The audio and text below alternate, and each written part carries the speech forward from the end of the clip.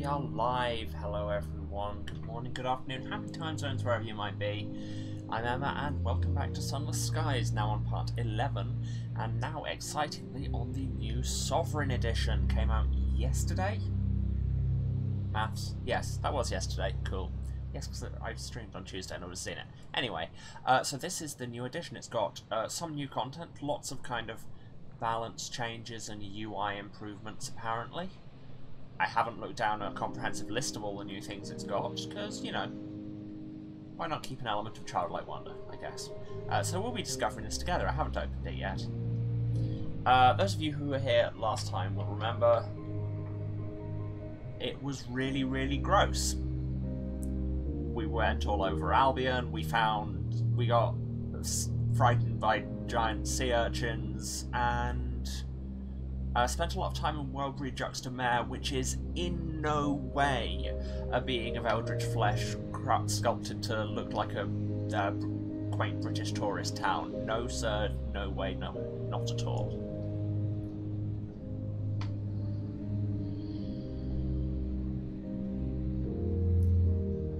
Yes, apologies, we were frightened by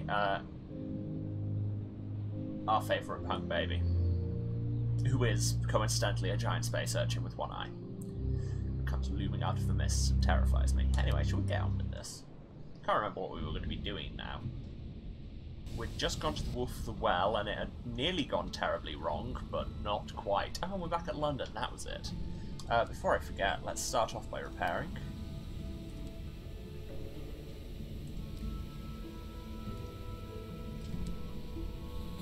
And we can hand in some poor reports. A whole two of them.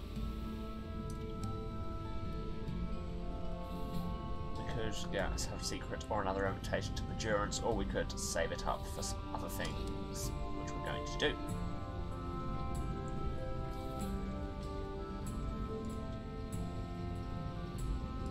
Anything actually happening in London? Not a lot, it seems. Are we short any crew now?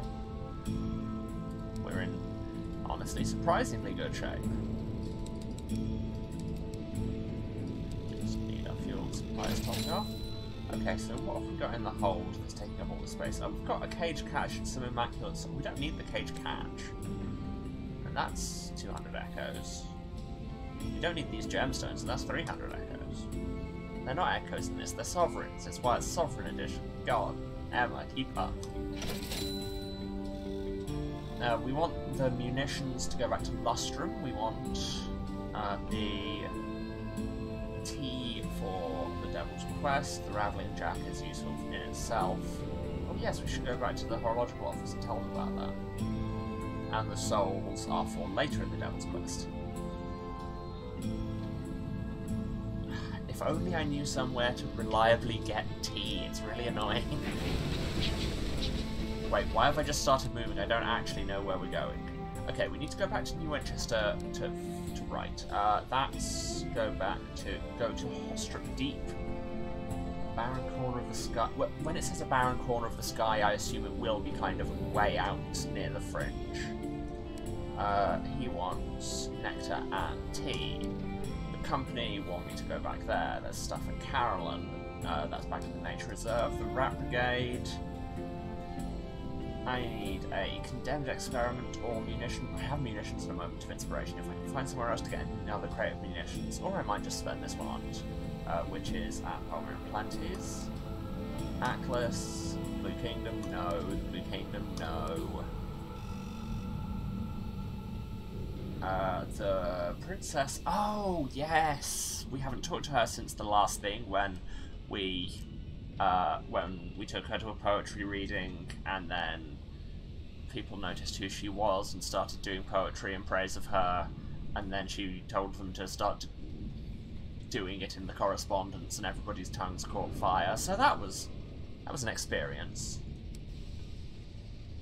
Got an assignment at Carolyn. Mr. Apples wants people and Bronzewood in the Reach.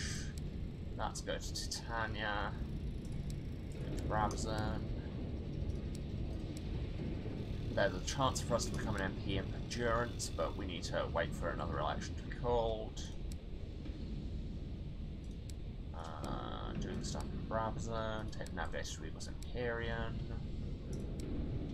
take the half-glass empty to Carolyn. I need to talk to my aunt.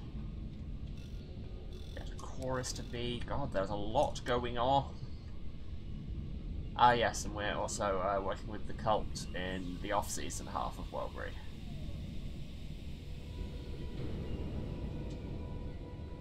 So that's go to the Avid Horizon and get involved with the cults there. Alright, so we had a lot on our plates. They've changed the art for our favourite trans king. Dear Fail Better Games. What? Oh yes, and we also now have this useless cat. He is not good. Okay, so who... we need to talk to our aunt. We have the Tales of Terror to spare for once. And she wants to go to a party at Carolyn.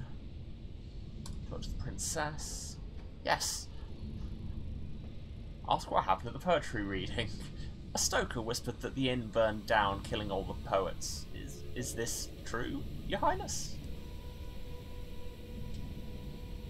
No, it's not true, Captain, says the incognito princess, lounging on a mound of dead starlings roughly shaped like a chaise longue.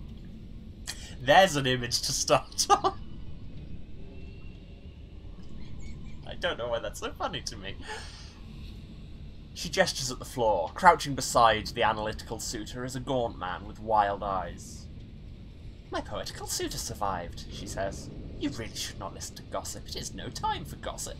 My journey now takes a more serious bent. She then explains her next destinations. Firstly, she has to find a crossroads in Eleutheria. She's of the opinion they're often south of the transit relay where one arrives. It'll require an unlicensed chart there. Secondly, a trip to see the devils in Carolyn on the matter of rings. She might need a handful of bee souls for that. Okay. Okay, well that can go on the list of people who want us to go to Eleutheria, which won't be happening for now. And the clay conductor needs nectar as well to even start his quest. There is so much. So many people want nectar. Okay, first I was going to go to the horological office to be like, hey, I fixed some time. Please to reward. Big mood, useless cat, I know, right?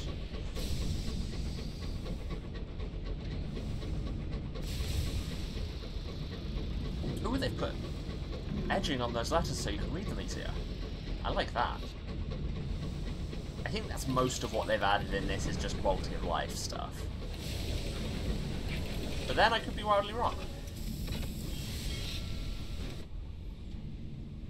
To the horological office.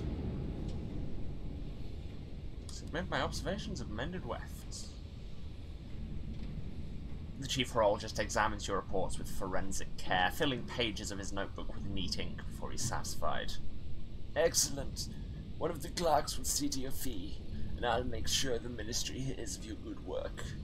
Ah, so this is how you get ministry's gratitude without having to give your poor reports to them. That's interesting. But it does put up Strength of the Sun, which, if you're a massive anarchist, you know, you may not want.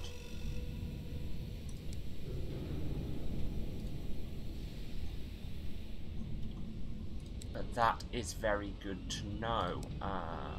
I should have picked up more fuel and supplies before I left. Okay, well, we can't currently go back to the Reach. There's lots of stuff for us to go back to the Reach for, but at the minute, we don't have the hours or permits to do so. Oh my god, it tells you what things sell on the map now. That's amazing. I love.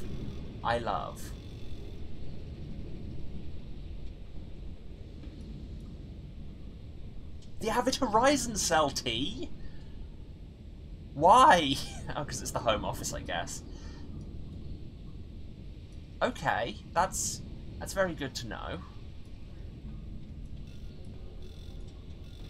So I think what we will be doing, annoyingly, I might turn around and go back to St. Dominic's just to load up on fuel and supplies, and then I want to look for Hostrup Deep around here, and then head down to the Home Bureau, and then probably to the Abbot Horizon itself, and, you know, pester some cultists.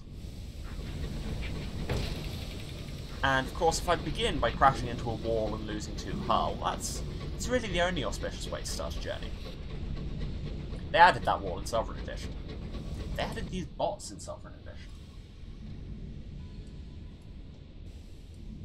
No, I do not in fact want to become famous. Not that way, anyway.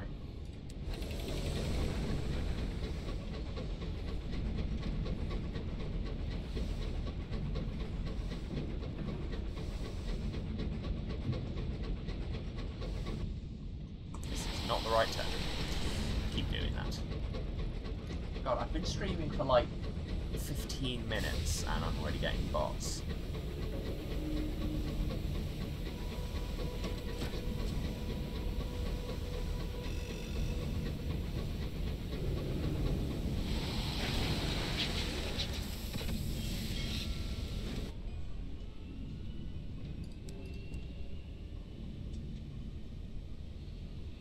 Now they want munitions to Parliament. Munitions to Parliament, don't know why I stressed it that way. Did I see somewhere selling munitions? The Royal Society sells munitions. This seems like a good trade opportunity.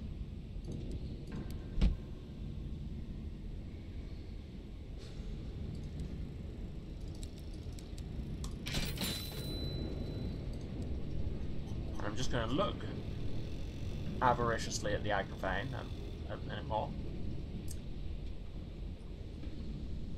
Huh? They've very slightly changed the prices. Oh! I bet it's because we're damaged, and it's like, well, we're not giving you full part exchange on that. Which is fair.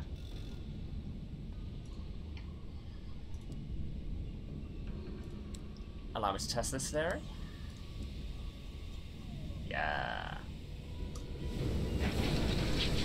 Okay, so yes, if we head out west-southwest, don't really want to stop into the sun, and not just because the half-glass empty will probably have a massive freak out, and I wouldn't blame it. Oh no, they added that in Sovereign Edition.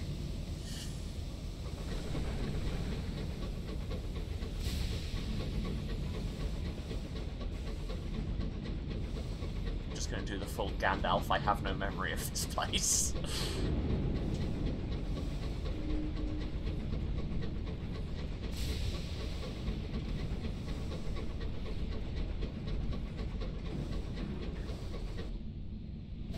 This is pretty where I want to be. Note to self, learn to navigate, maybe.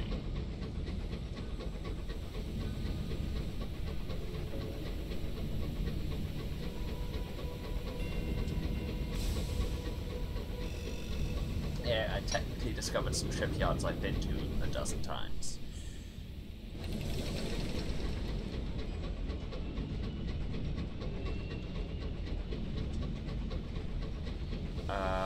No, that's not possible. Let's go around the lake rather than through. I said rather than through.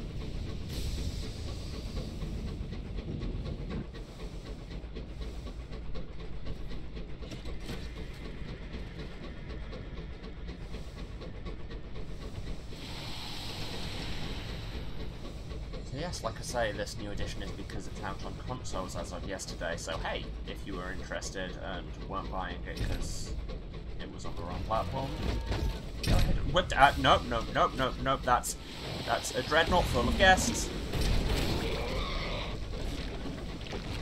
I will leave the Ministry ship to have that fight, frankly.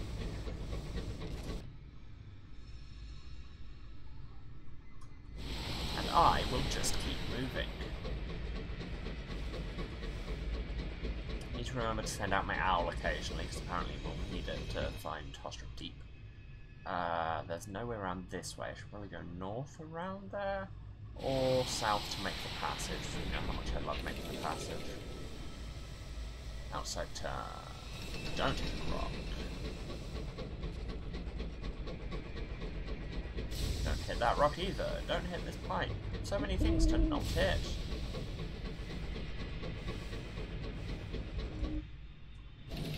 Apparently there's something bad around this next corner. I say bad. Possibly bad. Possibly just dead. Possibly death. There are many interpretations. And I didn't think any of them were this. What is that? Oh, is that just a Bully's Acre that the light's shining off weirdly? Yes. Do we reduce terror or steal some stuff? Do I even need to ask the question? You enlist your least scrupled crewman, and I like to think that's an official position, and exit the main hatch. Manoeuvring close, your nominee gets out on the footplate in the driving wind and hooks a coffin with a coal shovel. The lid comes off with a groan before falling away into the sky. Well, seems this poor soul tried to take it with them after all. Need that money to buy my shiny new dreadnought. Owl. Report. To be sung to the tune of the morning report from the Lion King. What do you mean, Owl? What do you mean you can't do a Rowan Atkinson impression? What are you doing with your life?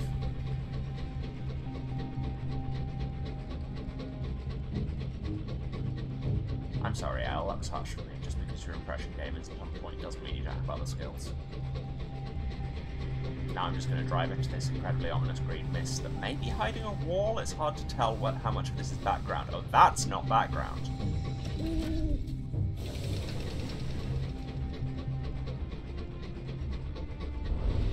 Al says nothing. The owl is annoyed at my Rowan Atkinson jokes.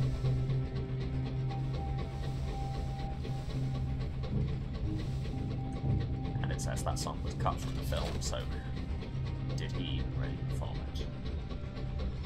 Am I conflating the musical and the film? Perhaps, Owl. What have you got to say about it? Did you forget who buys the mice around here? Not you, that's for damn sure.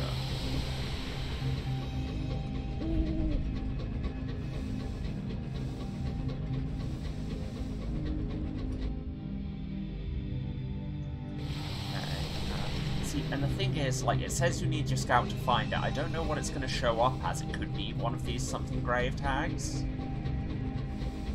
But that's something that these are both things I would need to assay, yes? Ah, no. Haha, haha, haha. This is the one. Whatever this place was intended to be, its inhabitants are long gone. The entire building seethes with overgrown vines, burrowed deep into the foundations, climbing high enough to smother the roof in an inescapable embrace. The driver is drawn to something deep in the structure. The driver follows a trail of fungal vines deep into the bowels of the building, stopping at a bulbous mass that take up much of what was originally a cellar. They approach it, letting its thorns rise up, wrap around them, draw blood. I'm here to take you home, the driver tells it, though it seems unlikely the verdant fragment has any interest in something as simplistic as human speech. The driver winces as it digs its thorns in deeper. When it finally lets go, the driver looks miserable. It won't come with us, they force out, wincing at the sting of fresh iodine on their wounds. It prizes its freedom too much to give up and just become part of its primogenitor. I don't know what to do.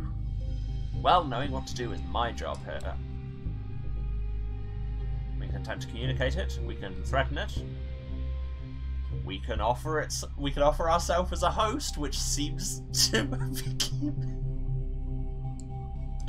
Welcome to Parasitism Simulator 2K24. Well, first I'm going to attempt to communicate it, because why would it? Why would I not? The verdant fragment pulses slowly, showing no interest in your attempt to communicate. Yeah, I see, I'm not going to threaten someone with explosions just to tell them to come home? That seems harsh. So, yeah, I have a brand, and apparently it's letting supernatural entities inhabit me. Any conclusions you could raise from this are being neither confirmed nor denied by this stream. You will take it back, but part of it will always live inside you. It will take something too. The vines shift from the driver's arms to your own flesh, digging in for the verdant fragment to taste your blood and get your measure. It appears to find it acceptable. The main mass of growth erupts into a single large flower that sprays spores into your face and withers away. Ugh. As you help the driver cut the central mass free, something in the back of your head whispers to you in the language of flowers and butterflies. You can now return the renegade fungal mass to the nature reserve. Ah, we lost one iron. Honestly, could have been a lot worse, and then we did also lose a small amount of hull by crashing into the island there. It's Ostrom Deep, everybody. Okay, let's head down to the road here right now.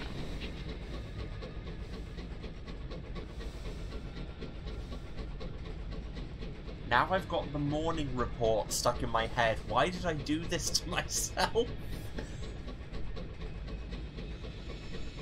Because, as we say, doing wildly inadvisable things to myself has entirely become my brand. People tell me I'm an excellent host. I amuse myself.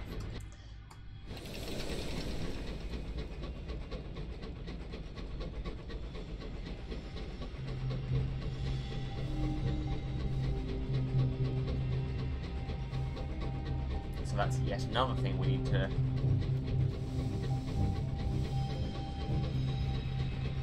What is it with me and stories about dangerous things living inside heads? I don't know what you mean, frankly. Oh, that's one of those maddened dreadnoughts that I'm now presenting a broadside and shouldn't be doing that.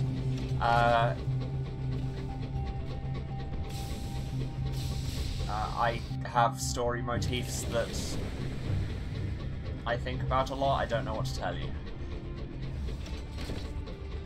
That's saying that's a big old Scribespenster.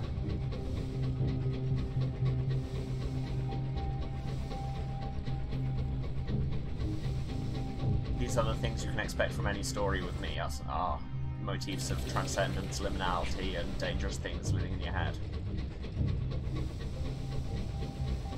Hashtag it's the neurodivergence.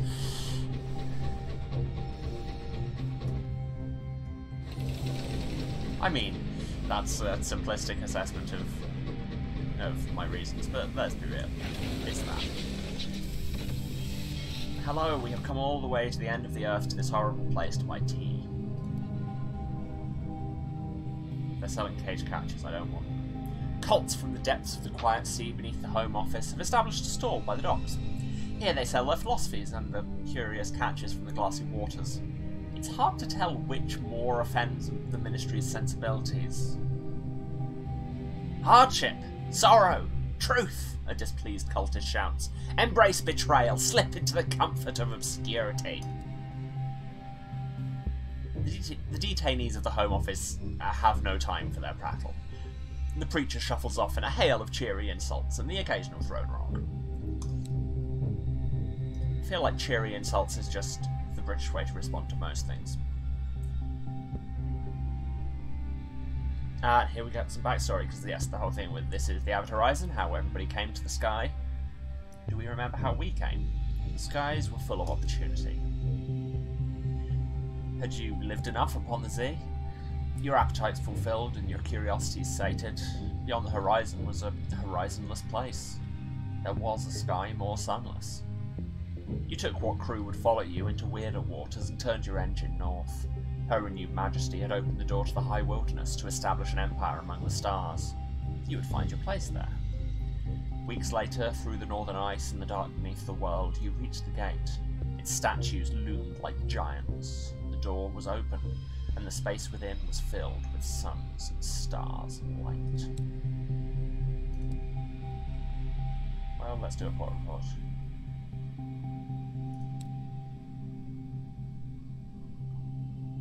And present ourselves at the Home Office. Here's the acting senior probator. Entertain a request for an evening of frivolity. Occasionally, the acting senior probator has a night off. Then the detainees are permitted to throw a small party. Yes, absolutely. Biscuits, some of which are not stale, champagne, flat, and light ale, inexplicable, have been arranged on trestle tables. A few detainees wander around the drawing room, avoiding conversation. You are the life and soul of the party, in that you partake of the food and drink and manage to exchange at least pleasantries with the detainees. You listen to complaints of years wasted, of friends gone out to the cults on the quiet sea, of hours passed watching the gate, waiting for people who never come. It is a dreary affair. Champagne is intolerable. Some free supplies. Hey. Ah, but we can't get that quest. Anyway, let's have some tea. Pay 30 sovereigns, lose some terror. They want time. They want hours here. We do not have any. But more importantly, here they sell tea, and also refill my supplies. Yeah, things going well. Going well. Yes. Now I should go down there and pester a cult. By pester, I mean ingratiate myself with, and also pester. And basically, if somebody could just throw me like 800 sovereigns, that would be great. There's a bunch of star-maddened people over there, and they've noticed me. Probably not good. Oh, and there's a weft there. Also not great. Although, I mean, if I'm going to start listing all the things that probably aren't great with the world, we could be here quite some time.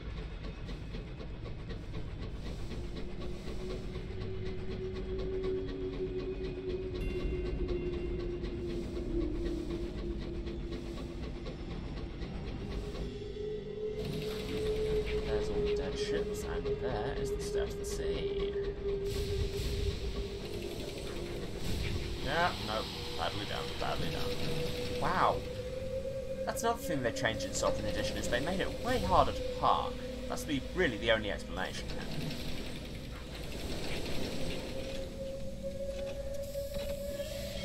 Seems like an odd change for the new edition, but hey, who am I to judge? Down the stair.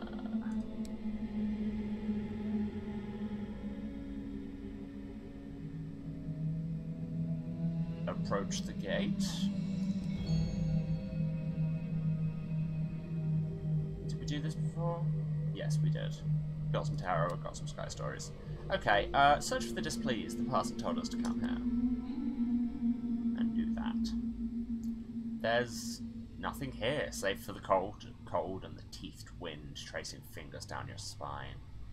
No one's nearby. If you're going to talk to the displeased, you need to go further. You'll need to find the acolytes here and gain their favour before you'll be able to persuade them to travel. Yes, that was the thing. We need to leave an offering. Now, do we want to sacrifice some supplies or one of our crew? Okay, so it looks like the crew is going to be more tied in with the displeased. Oh, it's 2 of our crew. Well, we've got 16. Are we bad people? Yes. Oh no, it only took 1. You take a bland stoker out alone, away from the rest. There is pleading, but there have been many pleas in this place. It's swift. Swifter than starvation or madness.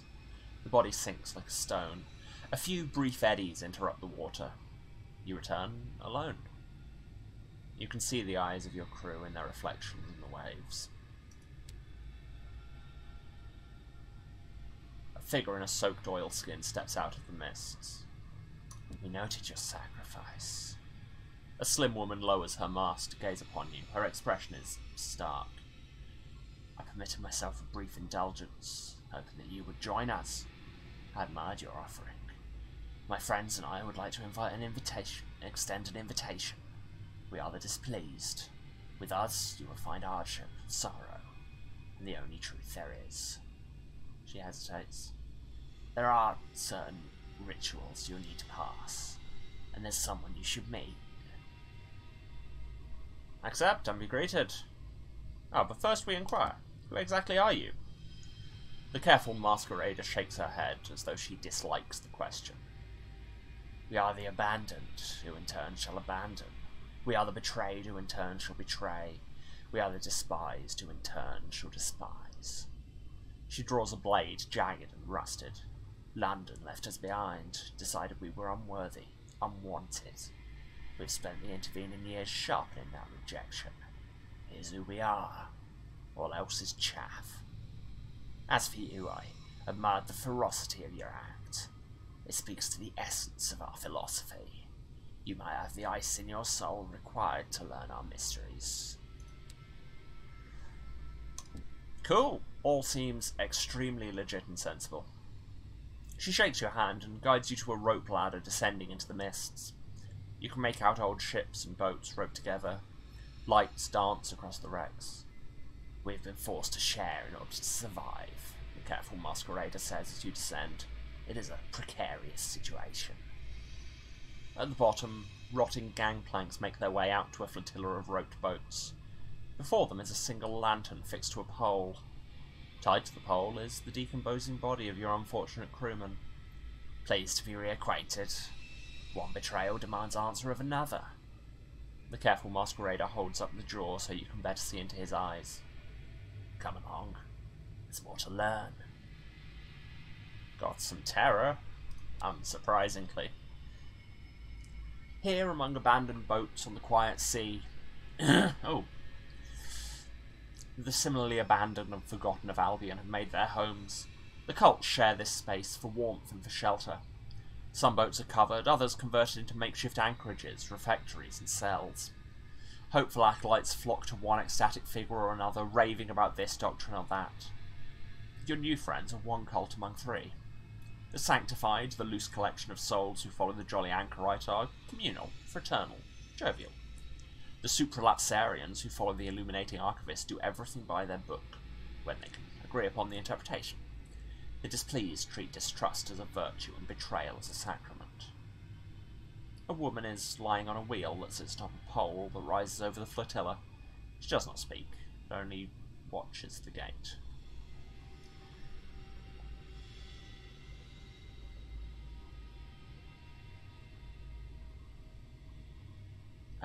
I seem to remember we tried talking to the Silent Mystic before. I can't remember what it accomplished.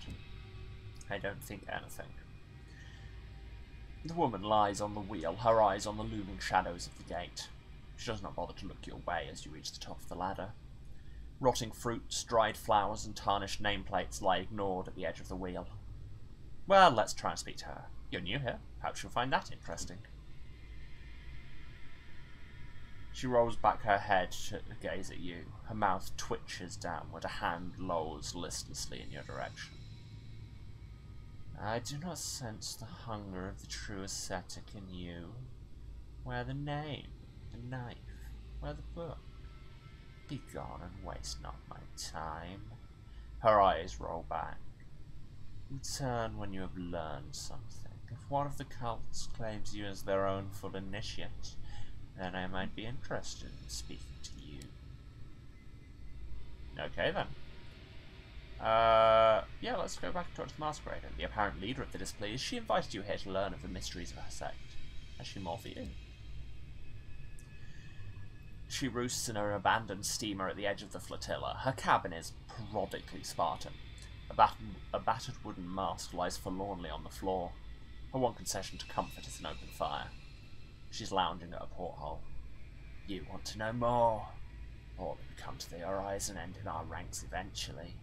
Only we have learned its true lessons. Okay, so we need to get embraced by the Sanctified and then betray them.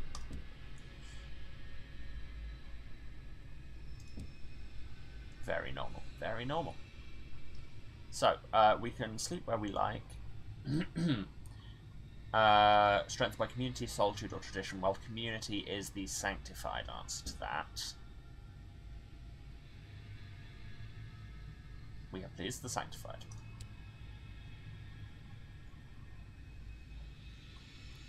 We can sing. Sing of life, the riot and revel of it. We have pleased the sanctified. They consider me worthy of bargaining with.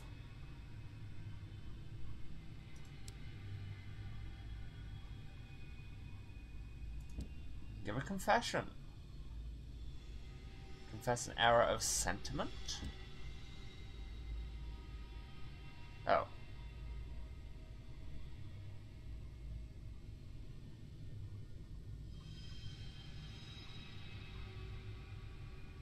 Okay, that wasn't the right thing. The acolyte frowns. Your heart betrays you. It teaches you a lesson. Listen to it. Our innermost selves are the worst traitors of us all. Against that betrayal, there is only one defense. Self-denial. Once you enter the cycle of betrayal and betrayal in turn, you'll begin to understand. She leans in to whisper her own confession to the bowl. What will I do with the confession I've heard?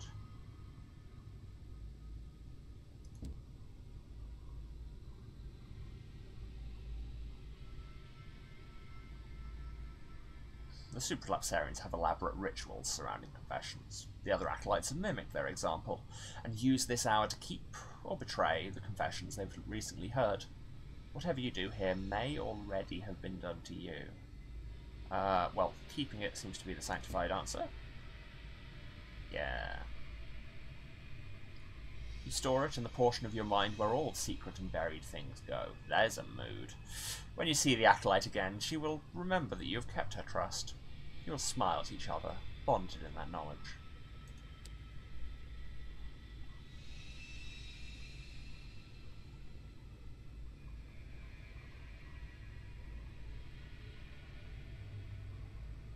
Now, we should probably dine at the feast, so please the sanctified, but also there's this interesting one.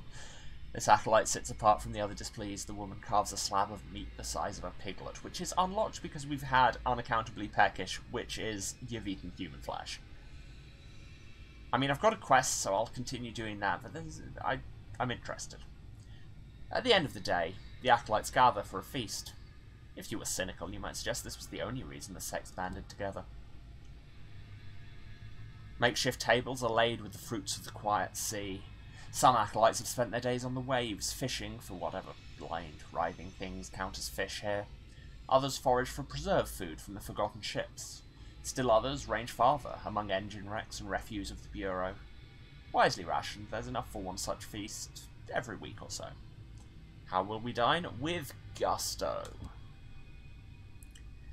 A fork in each hand, you abandon yourself to your appetites. The tablecloth runs with wine and juices, as do your clothes and your chin. You eat as if famished. Religion is hungry work. The sanctified look on admiringly.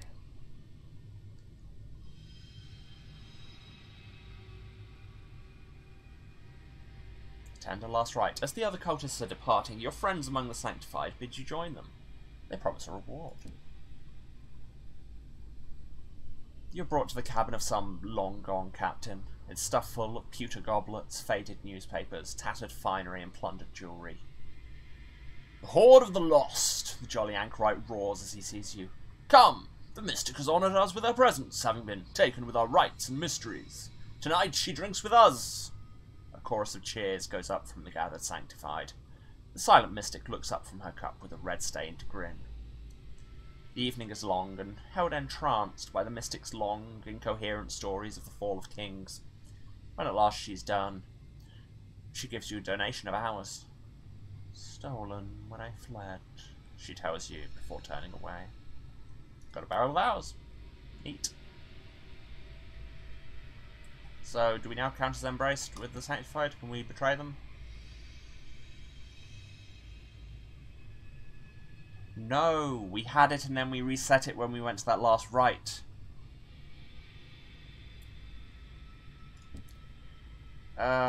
What do we have to offer to have more time?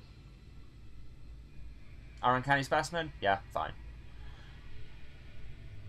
Your offering is brought to the silent mystic atop her wheel. She breaks off a piece of your specimen and chews thoughtfully. Yes. Sucker, she rasps. Let them stay.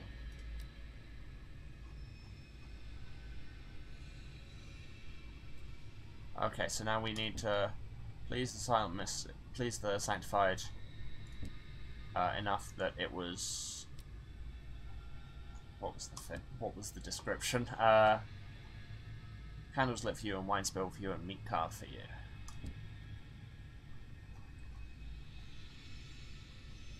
And we sing of life.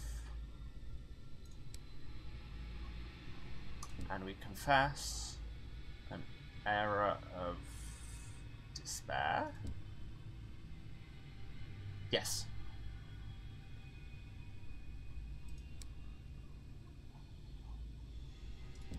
With our confession, we keep it. Come in there when you arrive. We dine at the feast with gusto. Something of the currency of sanctity about you. Yeah, that's not the thing. But have we actually overshot? Yes, but it counts. Learn their secrets. Let them see the smiling mask and not the serpent that hides beneath. You spent hours drawing close to the acolytes of the sanctified, hearing the whispered reverences for their saints, the hushed desires they harbour for each other, for members of the supralapsarians, for the displeased, for you. You've gathered their confessions like ruins to your shore. The careful masquerader looks at you expectantly. You reveal all. At last she smiles. Then you have performed our sacrament. As we were betrayed and abandoned, so we too shall betray and abandon. We are an initiate of the displeased. Next up, commit treason.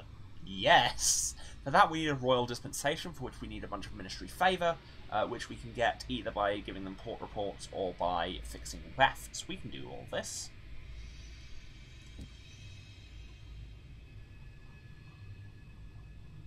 Leave. Yeah, lose all your embrace qualities, but your initiate status will not be changed. So yes, we are still an initiate of the displeased.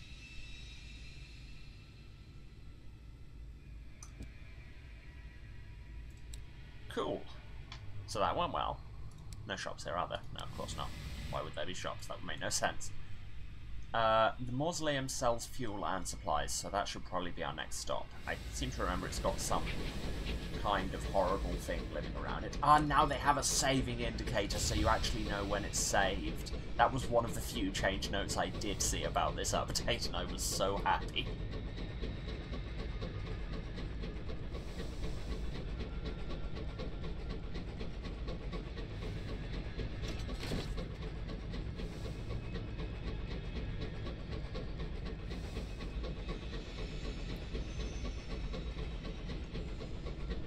So after this, we should probably head back to the Reach, because the relay itself sells hours, I believe, and we've already got one barrel. Okay, something is perceiving us. I don't like that. Also, we have a horn. I don't know if we had a horn before, but I checked the controls to see if anything had changed with the update, and it turns out we have a horn button. I can also toggle my lights on. Which shouldn't be so surprising, because that was a thing in Sunless as well, and it basically, okay, something exploded, and I'm not, so those are large explosions, and I'm not going investigating. Yeah, you turn your lights off, you're harder to see, but also your terror goes up. Hey, there's a bully's acre. Now I can go with reducing some terror.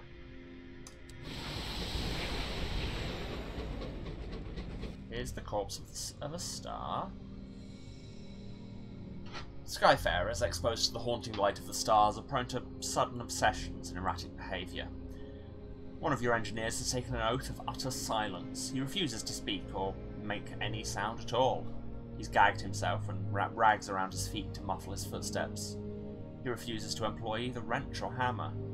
He is not, as it stands, much use. Brandy? Brandy. That evening your engine is loud with song and laughter. The sky shanties are perhaps a little lubricated, the humour laced with a touch of mania. But for now the fears of the sky are forgotten. A passing cantankerite grumbles through the cold night. It tugs at the bright, glaring warmth of your windows. It flicks a disapproving antenna at the noise and the hour. When you've passed it by, it's glad to have the quiet and cold of the sky back. And also, that was my notification sounds. Pro streamer, you guys. So good at this. Excuse me while I mute all the things. Well, all but two of the things, because if I just suddenly stopped having Streamlabs or the game make audio, that would be... I imagine it wouldn't be much fun for you or me. But hey, my group chats say hi again. Anyway, here's the corpse of his son. It says there's a horror here, and I just want to see what it is. I mean, is it just this son corpse? I say just.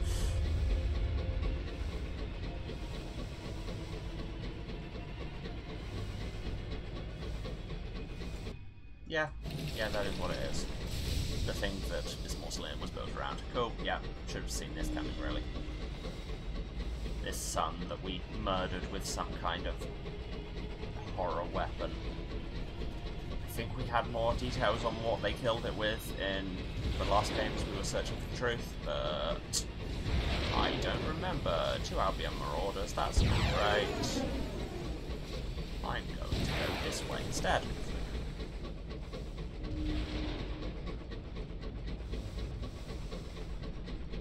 And here's the mausoleum.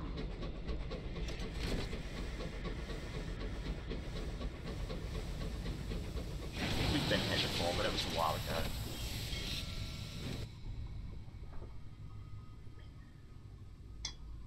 Kensington Station.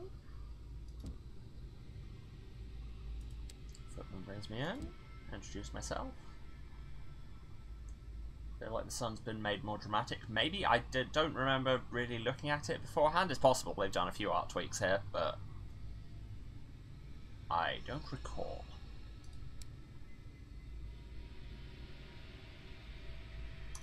Get a port report.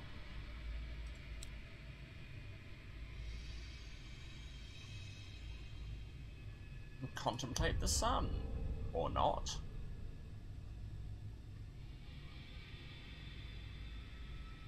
Gain some terror. Great. The Prince Albert Memorial. I could reduce some terror. For a whole 3 sovereigns, I can just about manage that.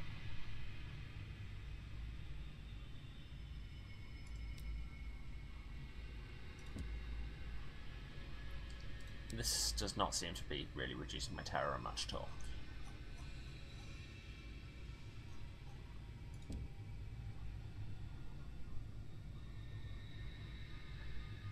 And a sunless afternoon to you too, Nicholas Stratcher.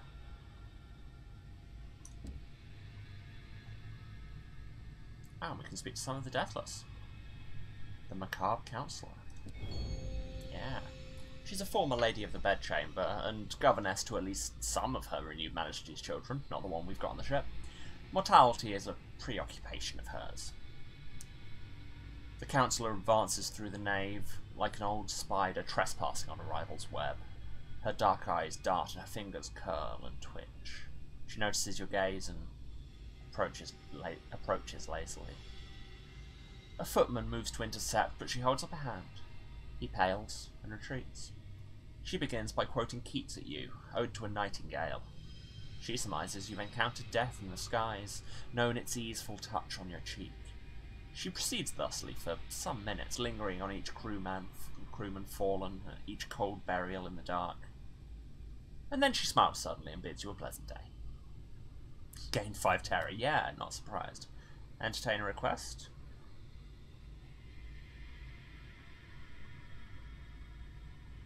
There are things. A request from the Macabre Counsellor. The cheery registrar gives... Wait. Or instead I could speak with the Dismal Chamberlain. Moonlight beckons the Martyr King's cup. Let's... Interesting. Let's do that. The Chamberlain presides over the affairs of the mausoleum. He has seniority of the sepulchre and rarely meets with visitors. Your attempts to meet with the Chamberlain are met with relentless obfuscation. His secretary reschedules the meeting 8 times, eventually arranging it for 6 days ago. You even try waiting all day outside the Chamberlain's office, but he does not appear. His duties include regulation of time in the mausoleum, where the deathless wallow in generous pensions of hours. However, the clocks are not keeping the same time. Has something happened? Finally, you manage to corner the engraved mourner and press him for answers. "The Chamberlain is no longer in residence," he replies curtly. "We don't dwell on the matter. We suggest you follow suit." We have lost favour. Perhaps this merits further investigation, yeah.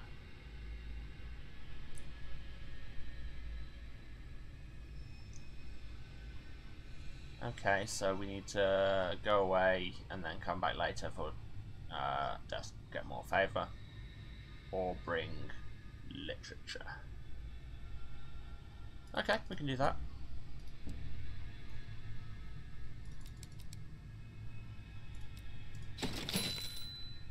Refill our holds. Anything else to do here? A funeral.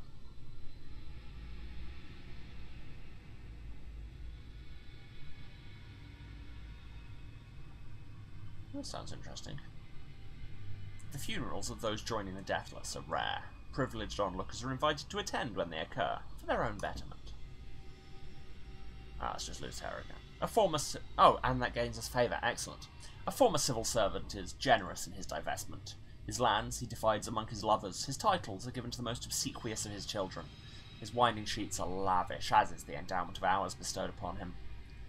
The macabre counsellor takes him by the hand and leads him away to his new tomb, but not before conveying her thanks to all present. One day, she implies, it might be you being so honoured.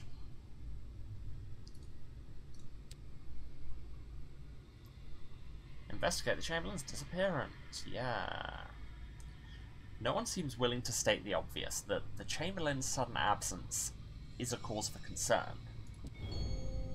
But I can do these things. The deathless frown on any discussion of the matter among their servants, but you manage to befriend a group of footmen over a game of cards. It's an issue that's been gnawing at them. With the Chamberlain gone, no one has seniority of the sepulchre, and no one has permission to correct the clocks that go wrong. "When I last saw him, he was descending into the deepest vault," says one of the footmen, laying down a king and queen of hearts. "We're not meant to go down there, so I thought it was odd, but I'm hardly going to stop him, am I?" Vaults, you say? No one seems entirely sure which of the vaults is the deepest. The footman advises you to just keep going down until there's no down left. Stands to reason.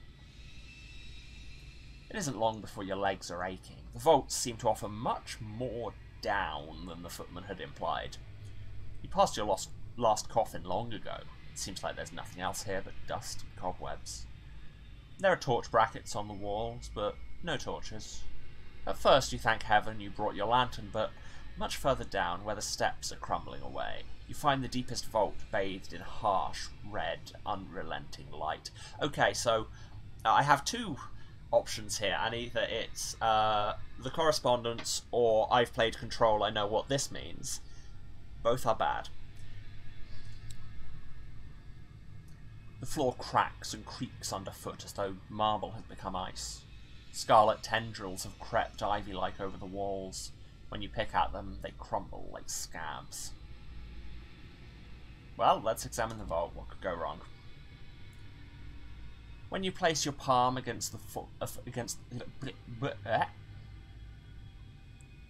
When you place your palm against the floor, it comes away sticky, hot and red, as though you had just thrust your hand inside a freshly slaughtered sow. The entire vault is stained with something, a sickness in the air and a wrongness in the stone. Blood-like, but not blood. You search for the Chamberlain for what feels like hours to no avail. If you return with bright eyes and a cold hand around your heart, you will find that which you seek. Okay, cool. So this is the one. This is going to be the massive side quest where we're needlessly cryptic. There was one of those in the last game too.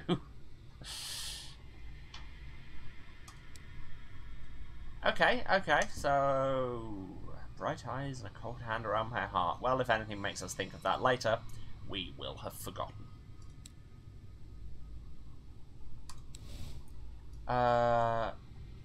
Next, where will we headed? Probably London and then back to the Reach?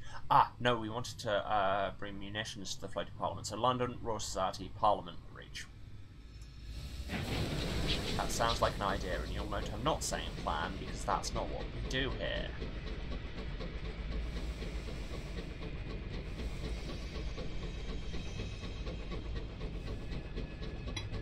Always forward.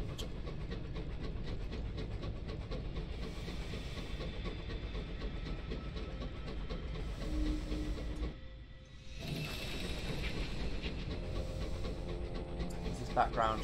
No.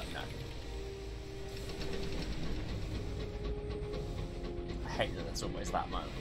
This looks interactable. I considered the grave, I got a vision that happens. Yeah. Works, I suppose.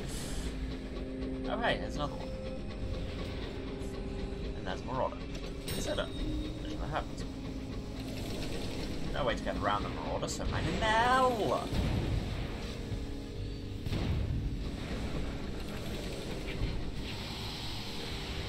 Resurrectionist. There's a good Victorian reference.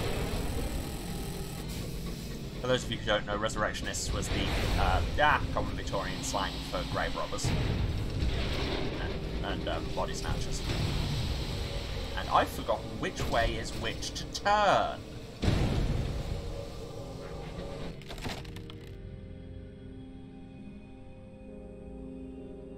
Strip for parts, need hull.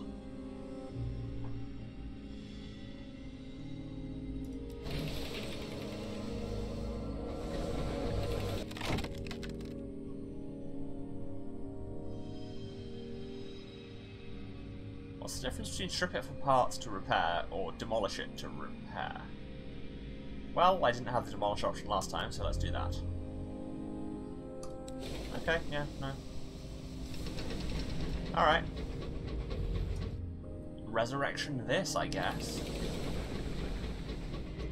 I really hope in that dark spot there's a way through to London, because otherwise it's going to be a really long drive.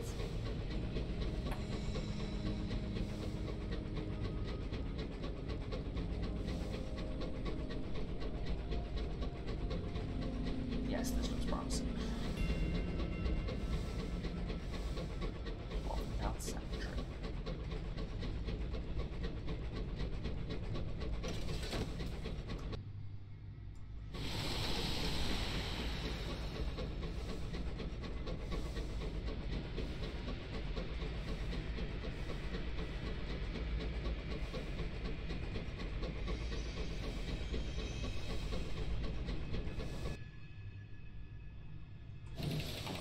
Dominance before I go to the ministry. I think it's a more efficient route.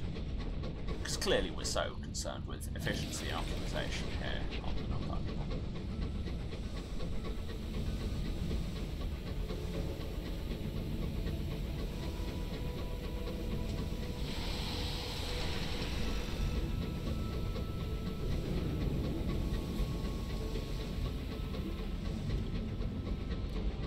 And we return to London, having honestly run into less trouble than I kind of expected while exploring. I have a certain quota of getting myself into just stupid scrapes in this, and we barely even hit it. Got in like one fight and won it pretty handily because the ministry were also shooting. I didn't scream once. Honestly, you need to up your game, Sunless Skies. Dear Sunless Skies, do not in fact up your game, I couldn't handle it. A telegram for the incautious driver. It's very expensive to send. Must be important. Driver? What is wrong with my ability to English? The driver reads the telegram without expression. They show it to you without saying a word. Come home, stop. Your father, stop. Funeral, stop. New Winchester, stop. Drive safe, stop. He was ill for a long time. The driver finally manages. I need to pay my respects. They want to go back to New Winchester? Well, we were heading in that direction anyway. Anything to be found wandering the streets? No, never is.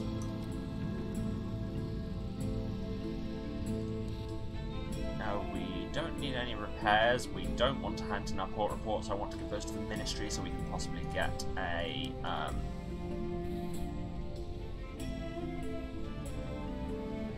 English English last time, son. Yep. See, you get me. Yeah, we want to get a royal dispensation from the ministry for so we can let the displeased do a crime. You know how it is. I should have picked up some fuel and supplies there. Why didn't I? Well, guess we're moving now. And if you know one thing here, it's that we don't turn around. We do on very occasional occasions, I suppose. Words. I mean, hello, ministry. All my paperwork is fine, and I can talk English, honest.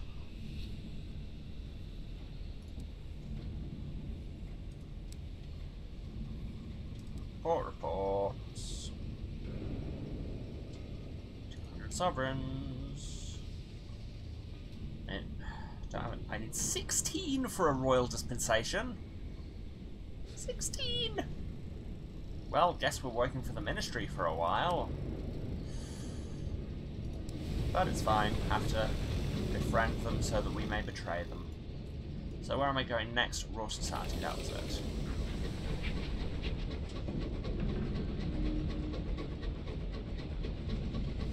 Didn't pick up fuel or supplies there.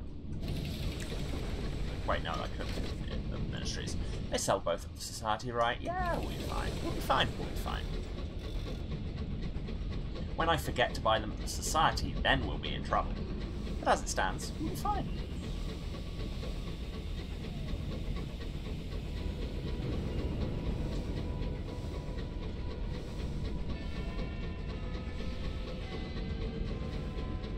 Those distant, distorted bells. I know it's just the Tower of Chimes doing its thing.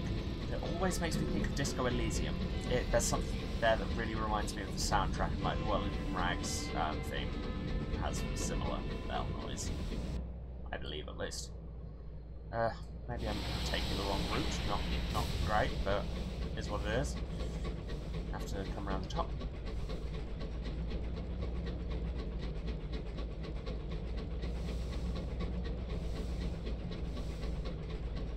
There you go, if you want, if anybody's looking for another game that's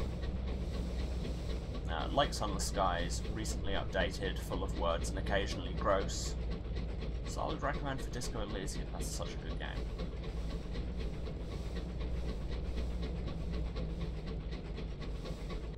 Largely unrelated to this stream, it just felt it needs saying occasionally because it doesn't get enough love. I know it gets a lot of love, but not enough.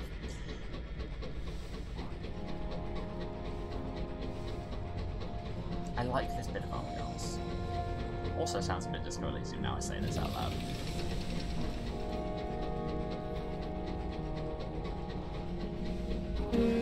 Honk. This joining the ranks of Untitled Goose Game in the August Press X to Honk Society. Don't turn left here. Right, and then the next left.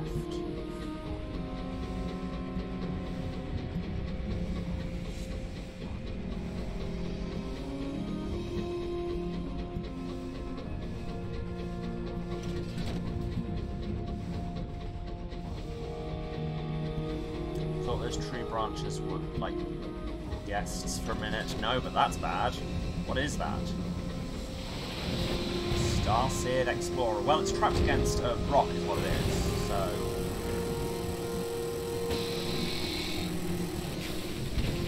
Also, there's a... No, bad. Nah, bad. Oh, wow, you rammed hard. why I probably shouldn't overheat. Hey, excuse me.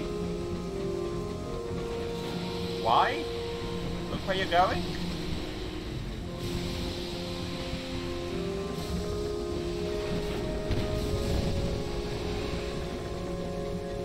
Stop giving him a broadside. Turn my helm instead. There we go.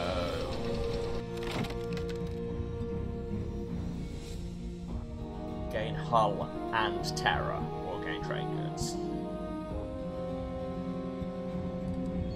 Let's see what we can steal from it. A caged catch.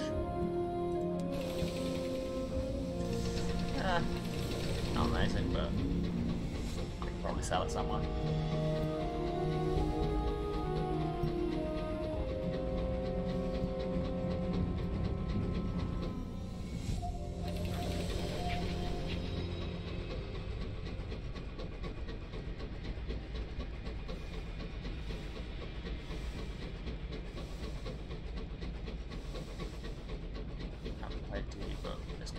You of it. Yeah, it's... They've both got that same kind of... I want to say reconstructionist melancholy. And just weird, elusive approach to the workings of the mind and things that are difficult to understand. And the kind of messy, intertwined politics with no right answers as well. Yeah, there's a lot of similarities in total. But anyway, here we are in a place that's much nicer than any of those things I just described as the Royal Society. Well, nicer as long as you appreciate, you know, British Empire era scientific difference.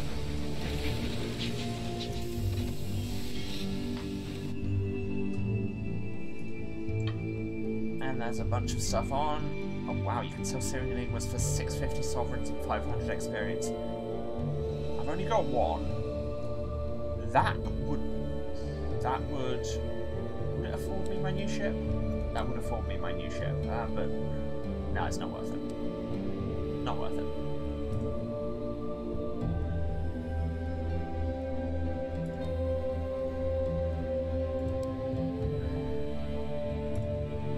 Society. Introduce myself.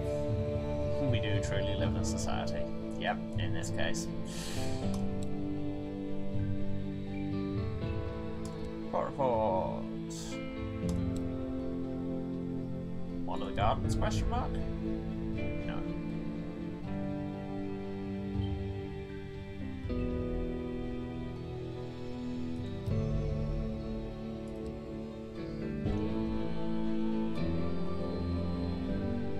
You can get invitation to endurance here for 4 sky stories, right?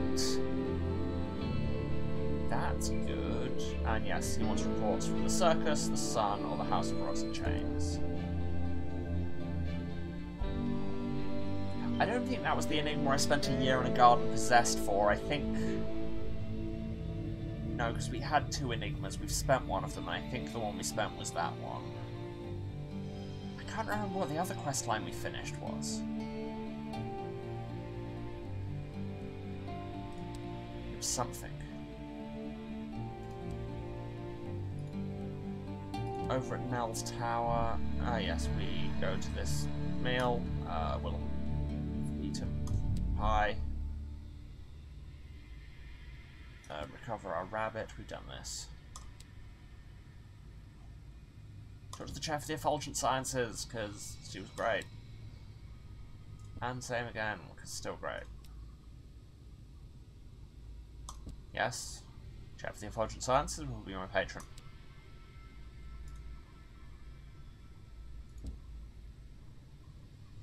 Observing the clockwork sun, which will steadily give us terror, so let's stop looking at it. They need a ministry stamp permit. We can do that at some point. Here's the Rochester Racing Club, which I'm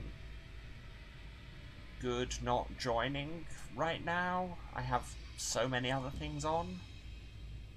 So many other things.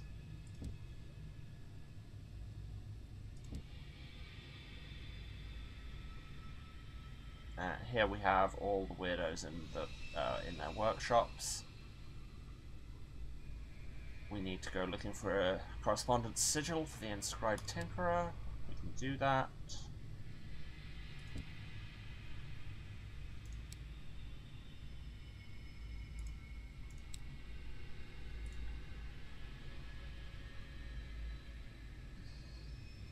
And here we can trade a bunch of stuff in for like, oh, somebody's Clockwork Sun. Yeah, that's going to be stuck in my head now. Great. So yes, we can trade a whole variety of things in for experimental modifications. Is there anything in particular we want here?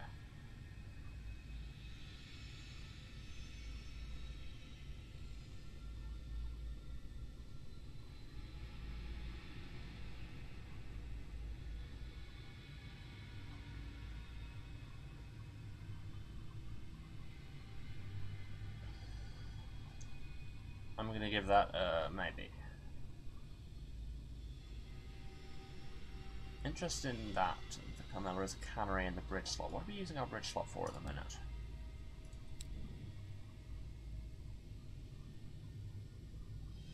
Crew quarters. Yeah, should probably keep those. Okay. No, don't forget to buy things. They want hours, but I don't want to give them hours because I need those. They're also selling tea. Ugh. If only... No, because I needed to buy munitions. Right, so we need 1 munitions for Lustrum, 1 for the rats, and then 3 for Parliament, so 4 of those. But we can't...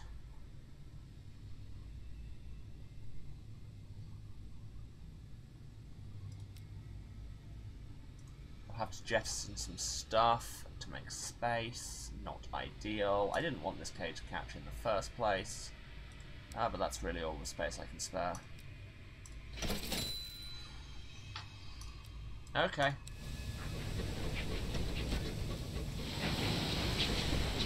Hate how we have to reverse out of this. It's so slow.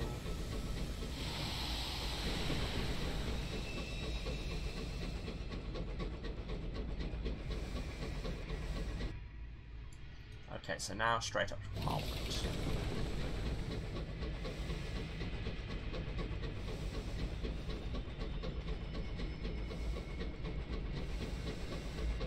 Does Parliament sell fuel and supplies? No, they only sell supplies, and that's what I'm hurting. No, that's what I'm hurting for less. Damn. But Brab doesn't sell fuel, and they're only around the corner, so it's doable. And maybe cutting it a bit fine. But whatever, hubris will provide.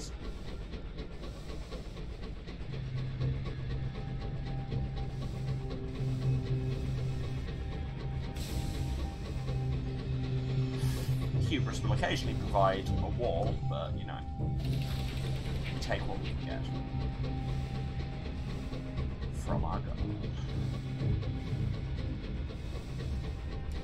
Don't know why I'm trying to make a hubris cult catch on. Stop trying to make hubris cult happen.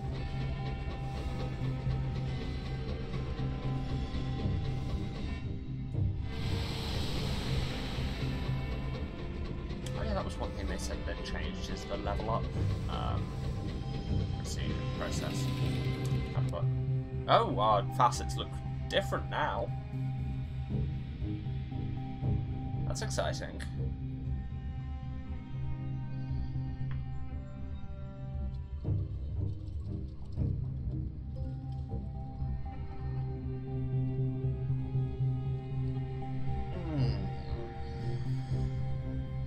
That stretch rather got away from me. So you can still see all the things you've got off every facet. That's neat. I appreciate it. And apparently there are new facets, which we'll see when we level up. But that won't be for a while. Where am I heading? Parliament.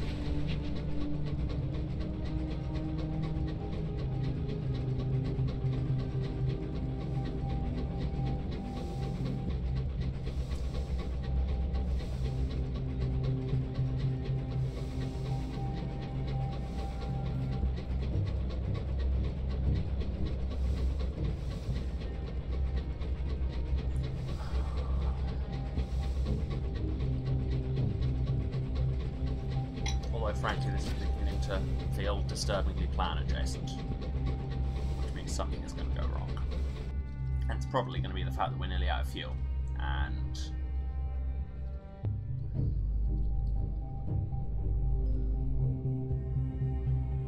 should I turn around and go to grab them first? Oh, probably.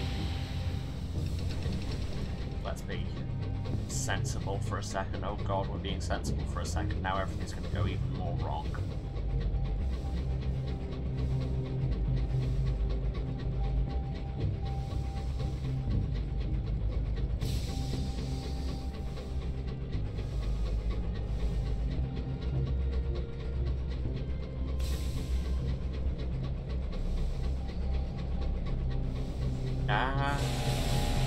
Hello, Marauder. Would you like a manga now?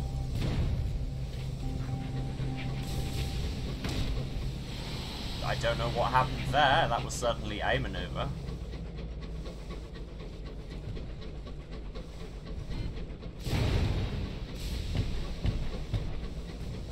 I want your rapid fire mangonel, please. Oh, overheated. That's bad.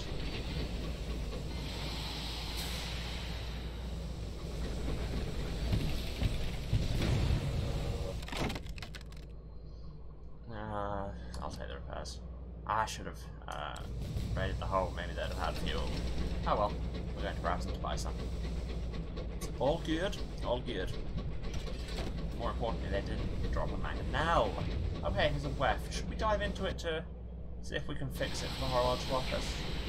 Why not? Into the weft.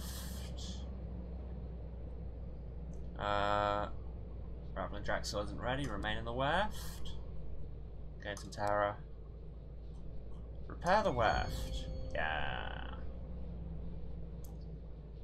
Gain some terror. Gain observations, and the weft goes away. Or not? Question mark.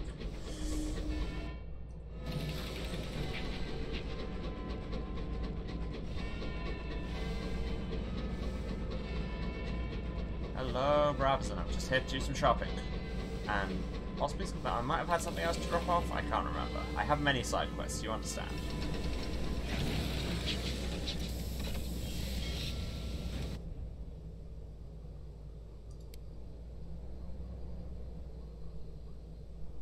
Recruit. Crew, yeah, I'll do that.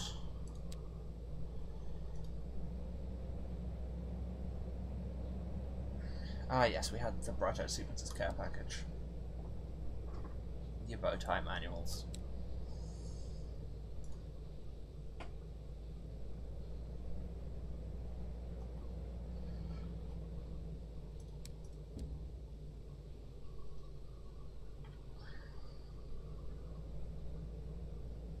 Ooh. Should I... yeah, I'll buy my other barrel of hours now, because I'll need that to go through the relay.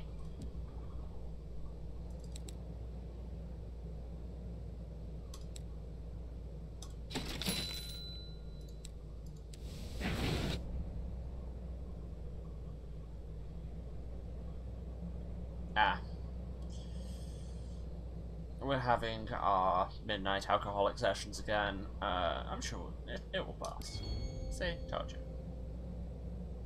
Gain some terror. Okay.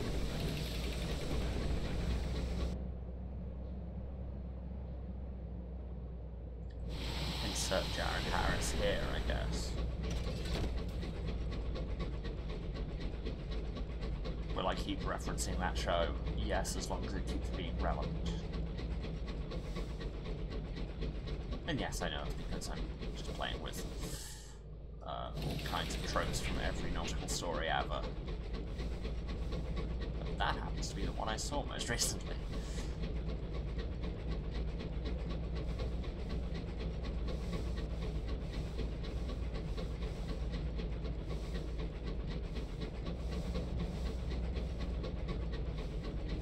But you know, nautical but not, adapted for the sky. It's just it. If anybody rewrites a Stan Rogers song to be about space trains, I won't promise that I'll sing it on stream, but there's a strong possibility. Just leaving that one out there for all you viewers. All 6 of you, but hey.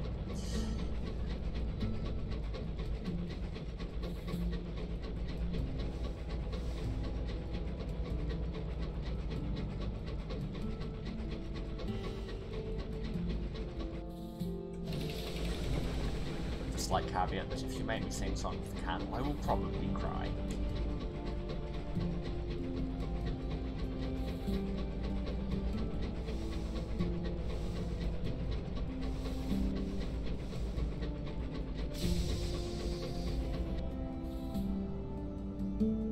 That's specifically what do other shanties apply with.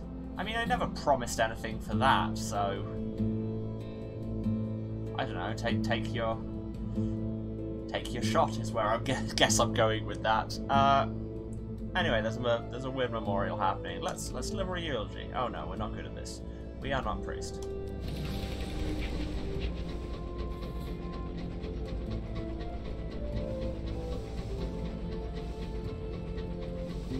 I do not know birdplane, so no comment, I guess.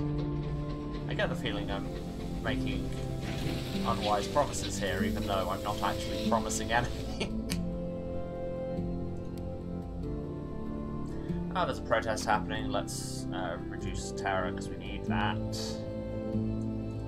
We don't have to have the jam and cream debate again. Report. Can't go into their comments, because I did not actually get elected that time. Have some crates of fireworks. Oh, we don't get any benefit? Okay, sure. Sod you then. We don't need more tea. At the minute. No, we need next to go with the tea.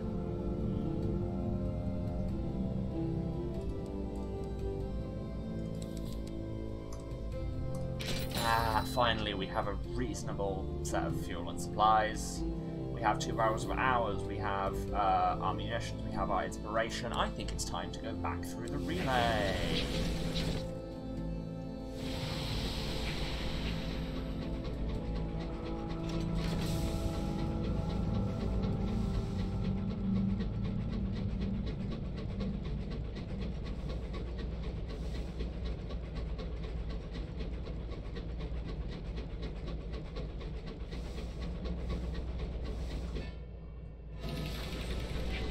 Decide if this is something organic or just like a big mining wheel or what.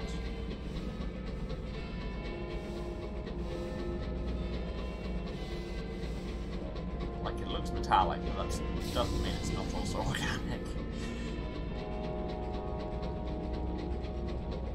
Am I suggesting that they like biomechanical stuff in this universe? No, not suggesting. I am stating that.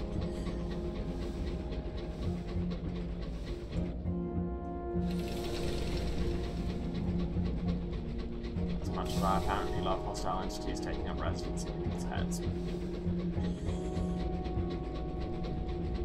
Or, if not hostile, at least weird and dangerous.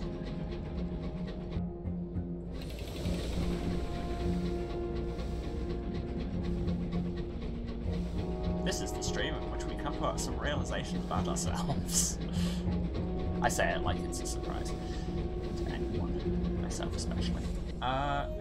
Anyway, this conversation has got a little strange. Where am I actually going? Here's Brabazon. And the relay should just be around this corner.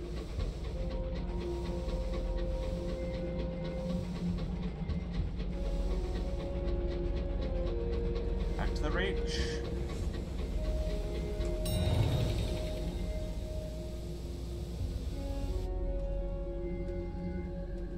Present ourselves to customs. Nothing to declare.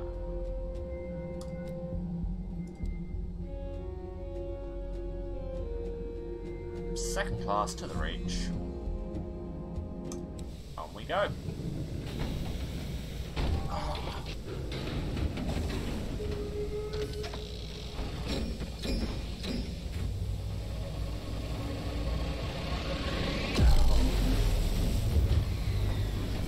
Today is apparently the day I really needed to stretch because wow.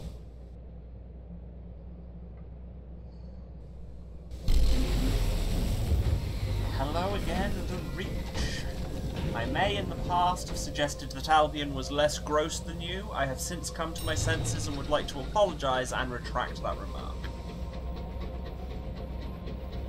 You are gross, but so is Albion. You are both gross.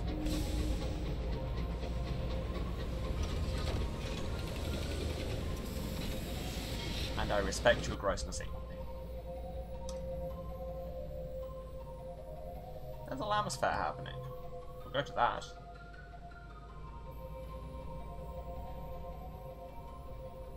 Ah, we can get the invisibly big dog as well. We're gonna have a whole little menagerie. Let's delve into the side stalls.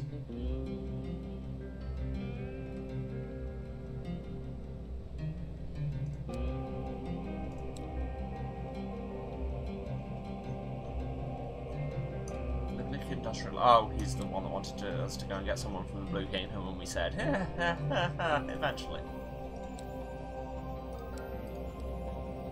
They are also selling cheap hours here, but we want to refill our fuel supplies. This is good. Okay, so there were all manner of places we wanted to go now. Looking at our chart. We have a ton of stuff at Carolyn. And they also sell nectar there, and we need nectar. We wanted to go to the circus. We wanted to go to Lustrum. We wanted to go to Titania. We wanted to go to the reserve. We wanted to go to New Winchester. So what I'm thinking is Carolyn, Lustrum, New Winchester. Then maybe Reserve, Titania, Circus? But I'm not looking that far in advance. Basically, we're going to Carolyn, and whatever else happens after that will happen. Cool. Onward.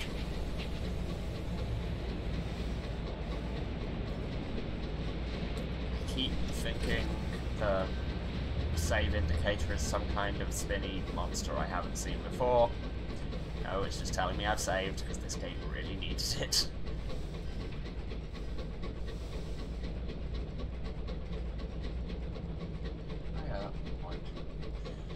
I just remembered something I will probably do in the break.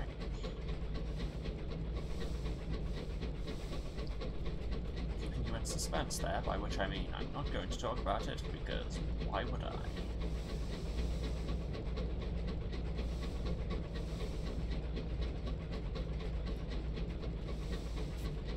See, if you just think of it as mossy instead of fungal, it suddenly seems better. Oh no, I hear the noise. That's the bad noise. The noise that I hate. Thought I'd turned too early for Carolyn, but no, this is the correct way. It sounds like that noise is off to the left. Got that 7.1 surround sound headset that I'm, you know, using on such high-end AAA games.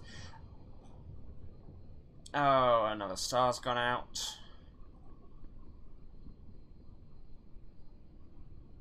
Brandy again? Brandy again.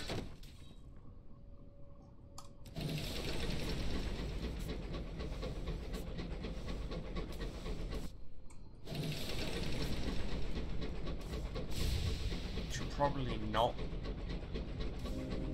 Yeah, see. If you have a large group of people going mad in the middle of space, brandy. That's what you do. Always brandy.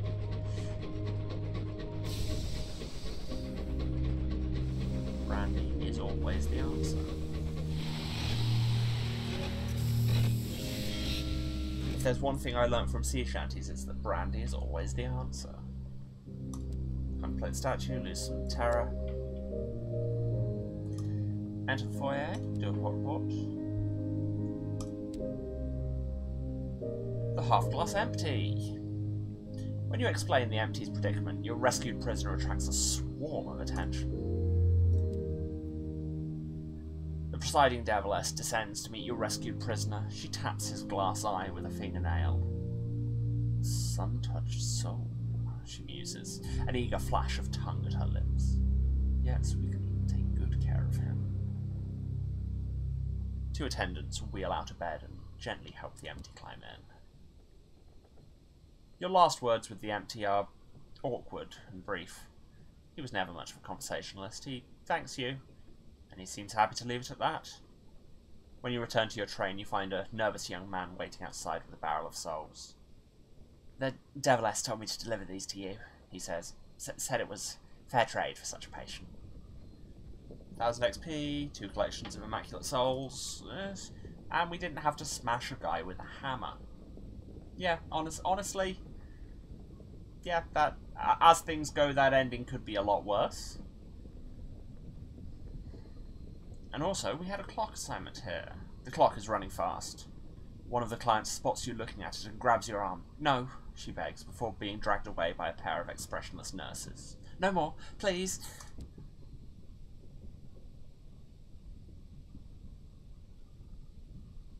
It is much easier for us to sabotage it than correct it. See, we're good at being anarchists.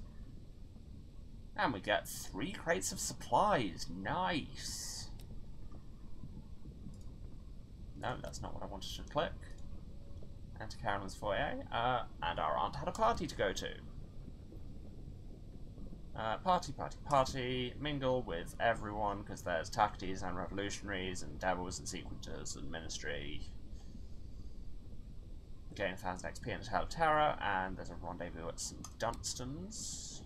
Oh, there was a rendezvous at St. Dunstan's that I have to talk to her about. Yes, the sun is wrecked because it just kept ticking down when I inhaled a ghost in Traitor's Woods and had to work as a gardener for a year. You know how it is. Question: my aunt wants to go to Port Prosper. We just came from Port Prosper. I wonder if I can get up to 5 establishment affiliation. Yes, they changed the art for the navigator. I have already bemoaned this. Well, currently we have 0 establishment. We can get 1 from him. 1 from her. 1 from them. Look at our collection of animals. Yeah, we can get up to 3 establishments, so whatever. Does the Presiding Deviless have anything to talk about? Nope. Wow, our hold is far too full. We'll have to sort that out in a second. Especially because we also want to buy a couple of Gourds of Nectar. Eef. Well, I can suppose we can just do the jettisoning now.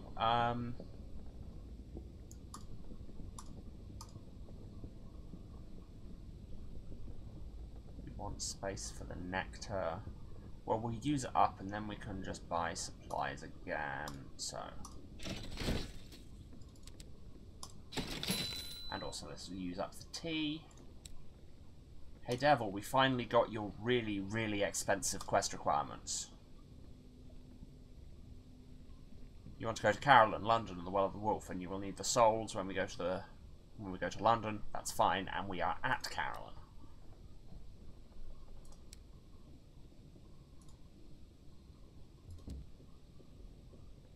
Hello, Presiding Deviless. We have someone you might want to meet. In which he says this is all rubbish and you need to modernize your operation.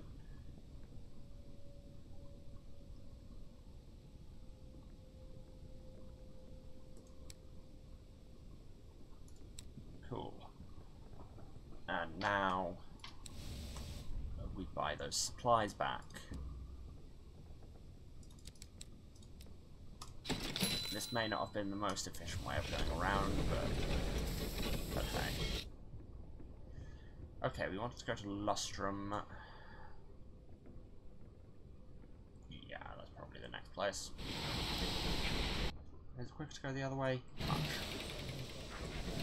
I know we don't turn around much in this train, but here we are.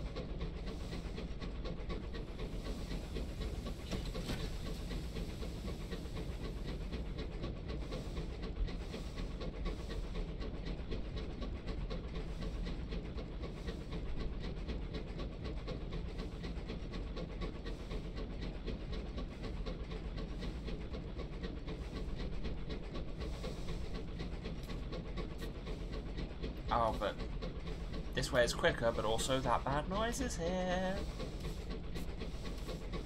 But I've come too far to turn around now. And we have a whole 72 hull, and we only need one of them.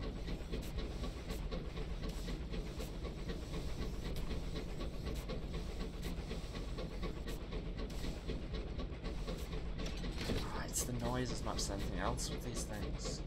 It's just really gross. More discontent.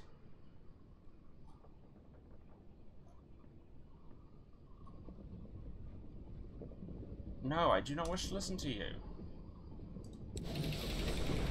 We'll probably need to stop in Mordellands at some point, because this terror is going to be a problem otherwise. That's background, right? Yes. No, we don't want to be turning right here. The noise seems to have gone away, though, so...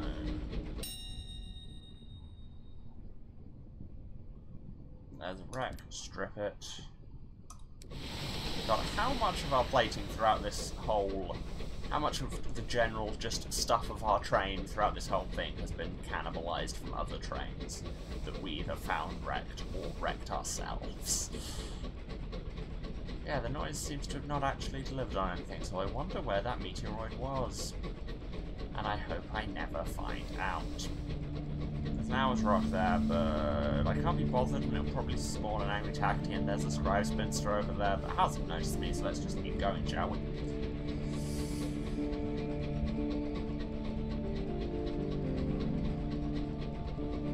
Steaming on through the darkness is what we could just title this whole playthrough, I suppose.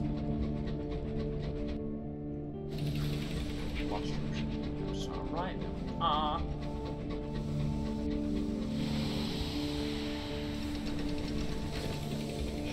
lovely drift turn, didn't crash. Got it. Hello, Lustrum. Come to the pub. Join the celebration, lose some of this terror, we've got so much of it. Explore Lustrum. There's a commotion. Ah, this is just like assistance, yeah, sure. I always do that, it's not cost effective, but it's the good thing to do, I suppose. What happens if you buy a random drinks for the miners? Ah, you just get gossip.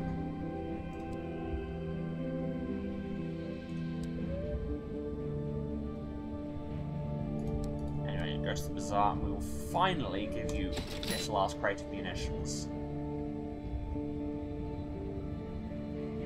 And, okay, I think this is a bug with the new update. It should be showing me my extra rewards here. And they're selling munitions also? This is bad economy.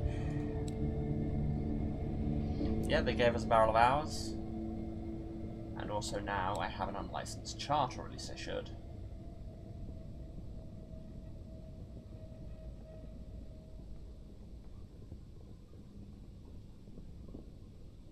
Or at least I should.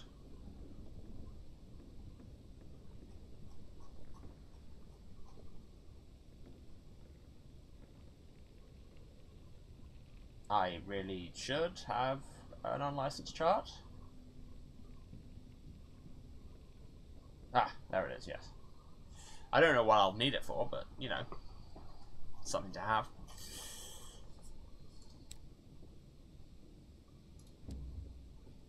I need fuel.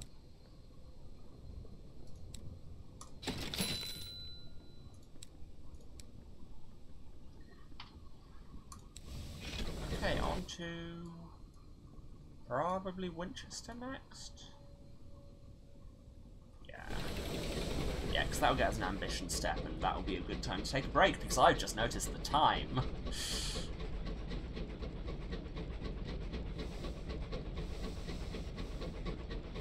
The Princess's next quest needed an unlicensed chart. Oh yes, so it did. Where was that? That's the wrong button. Journal? Also, thank you for keeping track of my side quests. There are so many. Piranesi in Eleutheria. Well, that'll happen eventually. It's not taking up hold space, so it's all good. We also need some chorus to be souls to take to Carolyn. I find that the more concerning part. Why have I gone this way? This isn't the way to Winchester. God, I've been away from the Reach for like an episode and a half, and it's just all out of my head. Because normally my sense of direction is perfect and impeccable.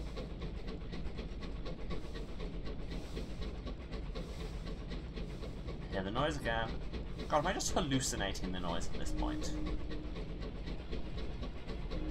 Honestly, I wouldn't put it past this game to start playing enemy noises where there weren't any if your terror got high enough. Stay away from the correspondence ruins. There'll probably be at least one Scribesminster up here. All bad, nothing good.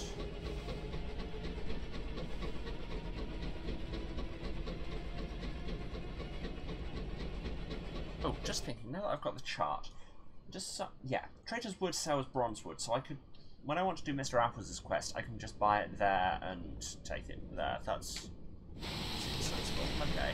Oh, there's the Scribesminster, told you. I really can't be bothered to tangle right now, so I will leave you to tangle on your own. Smash hit of Summer 2021 by Robin.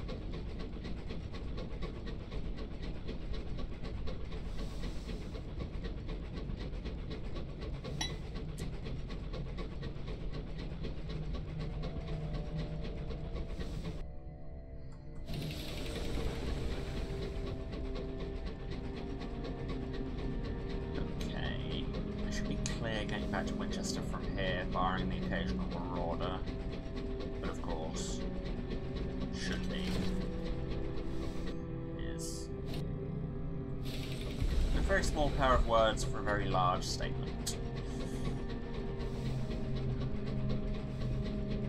I should also probably check in at Victory Hall, because I might have some leftover Reach Port reports. Well, I've definitely collected a couple already.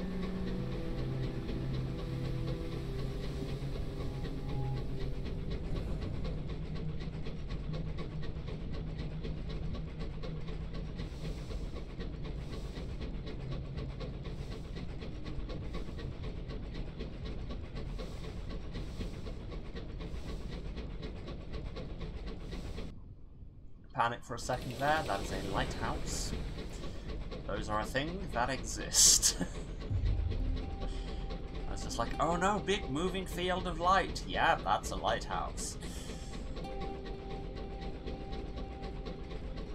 Although I did go to that one lighthouse last episode that was horrifying and gross. I can't remember exactly why, but it was counted as a horror. And just generally not good for our brains. Is that St. Anthony's? It's St. Anthony's Lighthouse.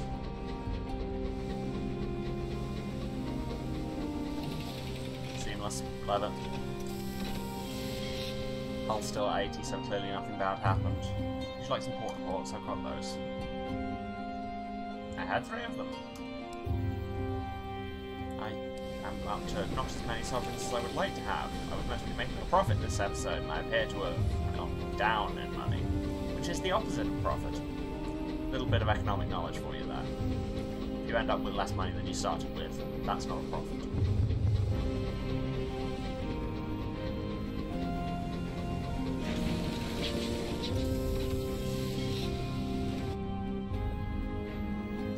Follow our ambition. We'll do this and then we'll go on break. You've amassed a collection of tales that linger after the telling. Yeah, we have, finally. You sit at your desk. The blank page yawns before you like an abyss. Memories crawl from the depths, the spiteful howl of the sky winds, the honey roar of a well-kept engine, the darkness, the stars. Before you can truly begin the Song of the Sky, you must make a decision.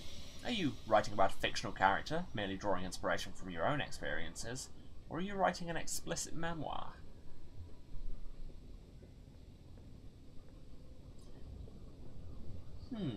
Well, I mean, as I think we established when I banned that bot earlier, I don't want to be famous, so we're going to go with fiction. This allows you more scope, more flexibility, a more poetic attitude to the truth. and avoids any self-incrimination. You spend a few moments assembling a name, a face. The conceit of the text shall be that you are simply relaying the dizzying stories of a mysterious sky captain of your recent acquaintance. Of course, even an unsophisticated reader will be able to spot the truth. This was such a common thing, and especially it was massive in Victorian and 18th century, I think, fiction. Just that conceit of this is the true memoirs of some dude that I met that nobody has heard of, but it's totally true, honest. Find a publisher for the first canto. At first, each word must be individually wrestled from your recalcitrant mind, and somewhere between brain and paper they lose their luster, mood. Finally, just as the mountain of crumpled paper beside your desk has reached your knees, you strike something. A match. A vein? A melancholy chord. You write until you need to sleep, then you sleep until you need to write. When you resurface, the first canto is complete. What now? You've not nearly finished the song, not yet, but perhaps you've written enough to show to a publisher. You've written only a fraction, but if you're lucky, it'll be enough to secure a book deal. The reputable publishing houses of New Winchester are crammed into Smoghorn Street, where the roaring presses give the impression of a nearby sea. Your first pitch begins swimmingly. Remarkable, murmurs the editor.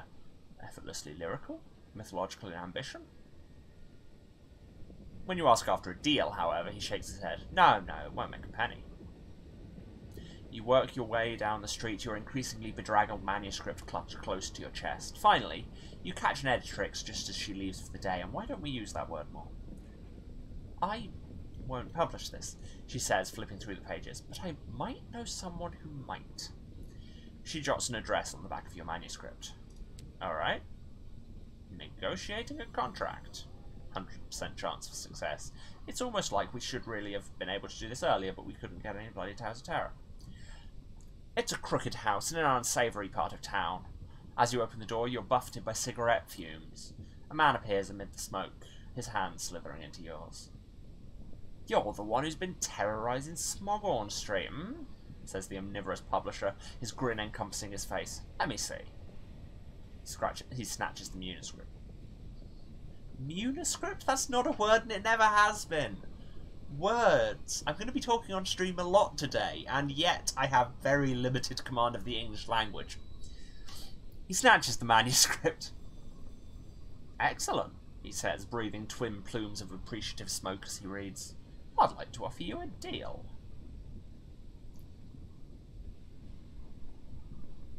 A script of money. Yes, let's go with that. The publisher sits at his desk, and you almost lose sight of him behind the swamp of paperwork, books thick with bookmarks and overflowing ashtrays.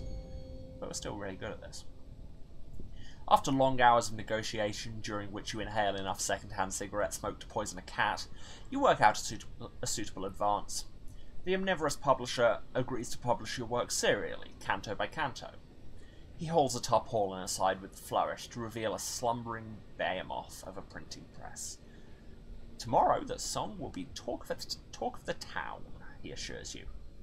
His prophecy doesn't come true. The first canto is a brief sensation, the subject of a few days' dinner party conversation among literary circles, but soon sinks into obscurity as the next curiosity comes along.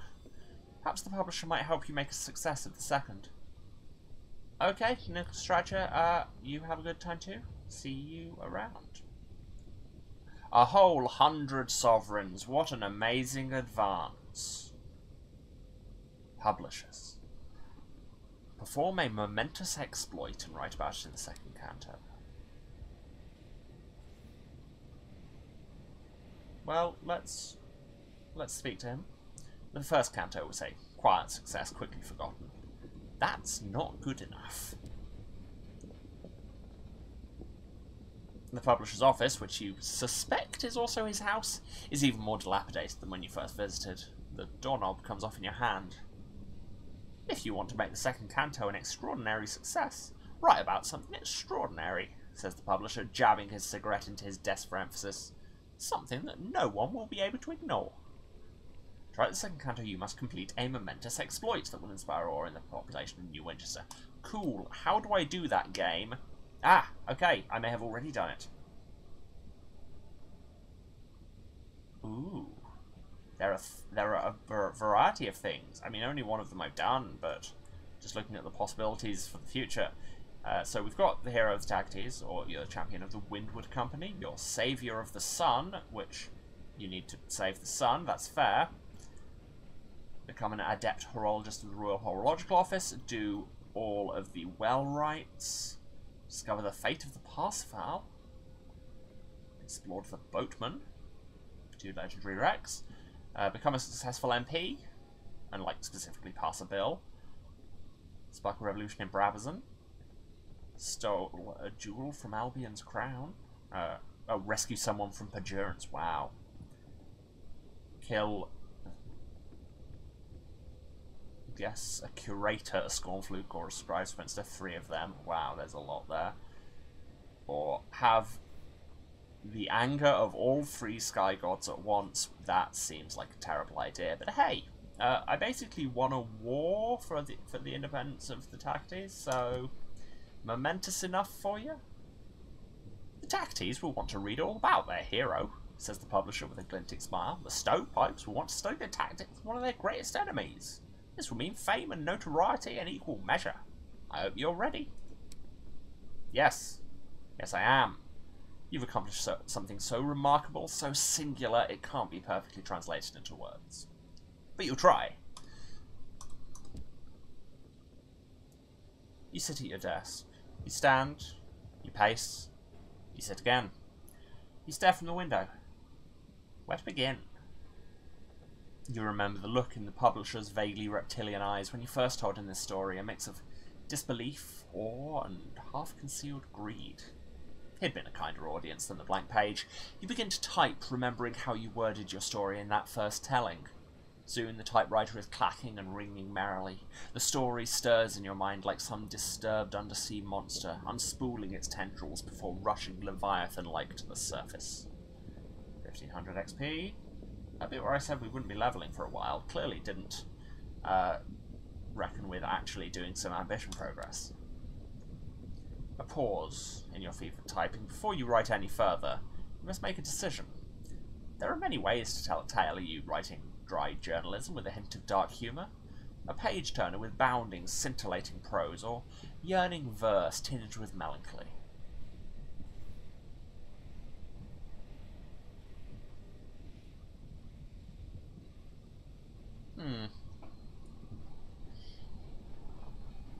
Well, we've established that I'm fictionalising it, but also writing about me winning a political war.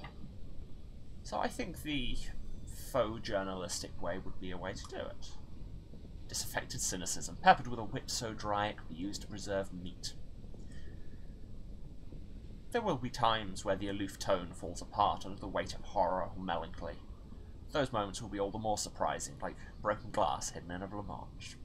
Yikes. So what, we're...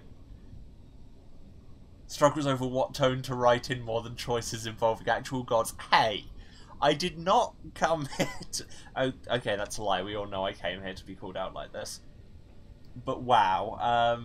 I mean, you're not wrong. So yeah, basically I'm Victorian British Upton Sinclair.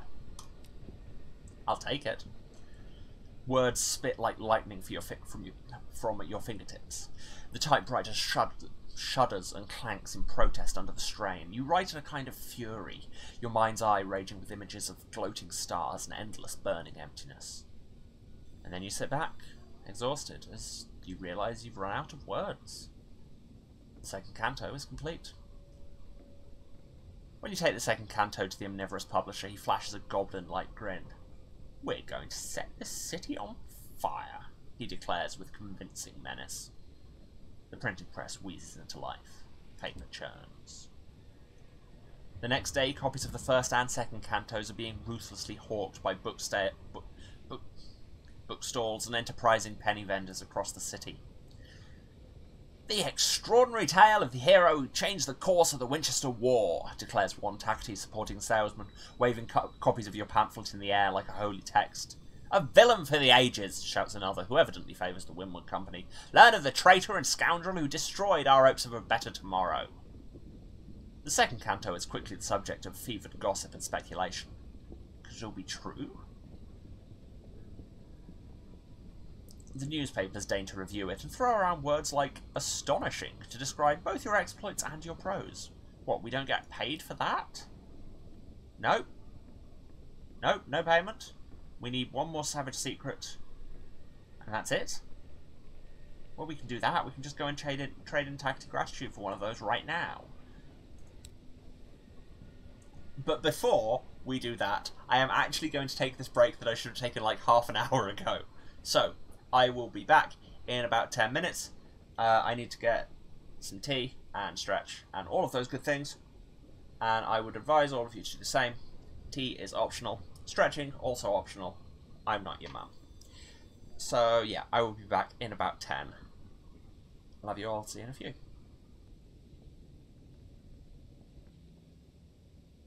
And I'm back. Hello, everyone. Yes, we're writing a book. It's very exciting. Anything else happening in Winchester?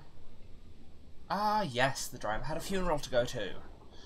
I tell you what, I'm going to go and get that last savage secret so that we can write the third canto just while we're on a roll. Gotta chase that wave when you find it with writing. I know this oh so well.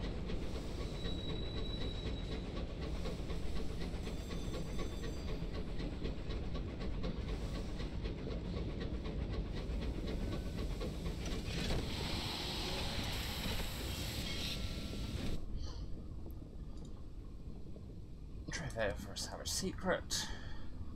Oh no, I only have 18 gratitude left.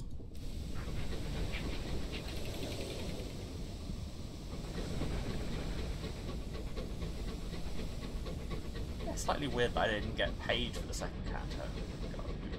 And this was with a success on negotiating our publishing deal. We really need a better agent.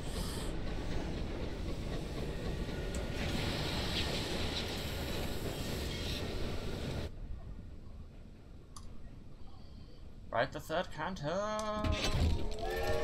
Level. No contemplation, no procrastination, no hours of prolonged hesitation. Not this time. Your story catches you like a fever, and your fingers whirl so fast you threaten to tangle your typewriter's keys. A pause in your fevered typing. Before you write any further, you must make a decision. Oh god, it's so many decisions about tone, and I'm so bad at making these decisions when I write. Are you depicting your actions as purely heroic, or are you going to be honest? I mean, let's be honest, that's very much our thing. You'll not flinch from bearing your own flaws and foibles and occasional felonies. It's not just honesty that compels you to tell the truth. This will make for a better story. A captain of many shades, a mirror reflecting both light and dark. Hopefully it won't cause you too many legal problems. You stare at the half-empty page in panic. For a moment you fear you've lost your terrible momentum. But then the story catches you in its arms again, and you are a golem, a conduit, a ghost desperate to relay its final message. You write until your fingers are blistered, until the ending catches you by surprise. You recline, sweat-drenched. The third canto is complete. When you take the third canto to the omnivorous publisher, he scans it with an empty grin before handing it to one of his assistants. How long has he had assistants? Another masterpiece, he says. You never cease to amaze. The omnivorous publisher's assistants flit around the printing press like tiny fish around the jaws of a shark. He sits back and pours himself a whiskey and doesn't pay you in advance. The excited speculation around the second canto had only just begun to die down, and now vendors selling the third canto find themselves mobbed by small, eager crowds whose zeal has been reawakened. Over the next few days you spot citizens of all stripes reading your pamphlet, from a vagrant under a bridge to a monocled aristocrat. A journalist interviews you, and any suspicion of his hostility evaporates when he starts stammering his admiration of your work. All the newspapers heap praise. For weeks you're the toast of New Winchester's coffee shops and bookstores and other bastions of culture.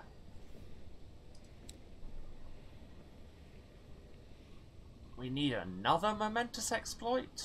God, you just want me to do things? Yeah, wow, this ambition is just go do quests. It's the same list, so Yeah, just go do quest lines. Alright. So that's stalled for the moment, but that's fine. Just when we next do something big and dramatic, I'll remember to do it. Ah, yes, let's get a new facet, because we can do that, and apparently there are new ones. Take a facet. This is a new interface. Ah, right, they only throw you up a selection each time. That's interesting. That is interesting. And it's now displaying our stats as their partials rather than combined. So that's what? 43, 44, 45, 43. So probably mirrors sub-hearts if such is available. No, they are all primarily iron or hearts. Is there a heart sub-mirrors? No. Okay, so the options are like a new Winchester, Seaman Soot, Scarred, Pestilence, or a Metamorphosis. So these are all not new ones. Ah well. Okay, so I mean, our unmodified iron is lower than our unmodified hearts, but our unmodified maybe heart sub-iron. Yes, we too have a pestilence. Since arriving in the heavens through the avid horizon, you've contracted an unlikely illness. You are turning imperceptibly slowly into glass. In fact, why don't we do heart sub-veils on this? Why don't we do heart sub-veils on that? Ah, maths, numbers, numbers, numbers. The progress of the disease has halted for now, but where has it taken root? Veils or iron.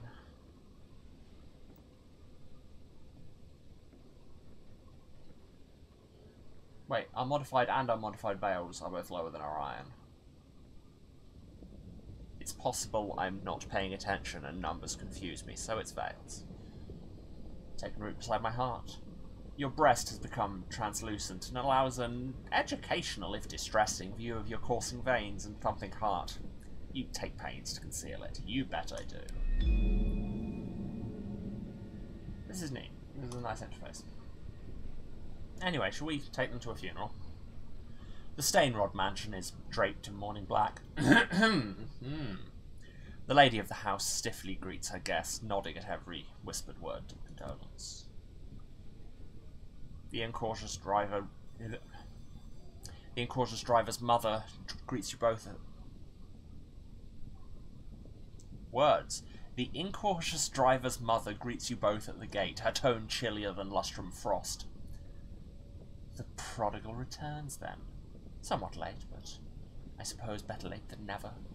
Your father would have been pleased to see the effort. Well, you had better come in. The funeral party gathers on the main lawn behind the house, sipping wine and eating delicate sandwiches without crust. Look for the driver. They slipped away into the house, up to an old playroom. You find the driver in a dusty old playroom. A portrait hangs on the wall, showing a young boy and his younger sibling. My older brother and I, the driver confides. We aren't close. He was outdoorsy while I spent most of my time in here. I almost died of a sky sickness as a baby. It took a long time to recover and I was very frail. Mother and father thought it best to stay indoors. I didn't mind. The world outside sounded terrible. Full of monsters and disease and accidents. I was happy with my toy trains and my window garden and my books. A bell rings. It's time for the ceremony. The ceremony is solemn. Members of the family take turns to lay flowers on the coffin and say a few words. The driver places a flower, but says nothing. You find them later in the shadow of a rose bush brought all the way from old London. It was Father who said I should leave, you know. Their voice is quiet. I had to work after all, and he knew I liked botany. He arranged a position for me at the nature reserve and booked passage on a reputable engine. First time I'd left New Winchester. Do we pick a rose or physically comfort them? We're not going to pick something from the rose bush? Just to avoid awkwardness? What the hell, hypothetical captain? The awkwardness of the moment should not keep you from offering comfort. We crashed within sight of our destination. When I stumbled into port, I wasn't afraid of anything anymore. I thought I'd found my courage in the wilds, but it was the verdant, wasn't it? It colonised me and took away my fear. The driver looks at the house, to the dark window of the playroom. When it's done with me, which version of myself will remain? With a frown. Can we go now?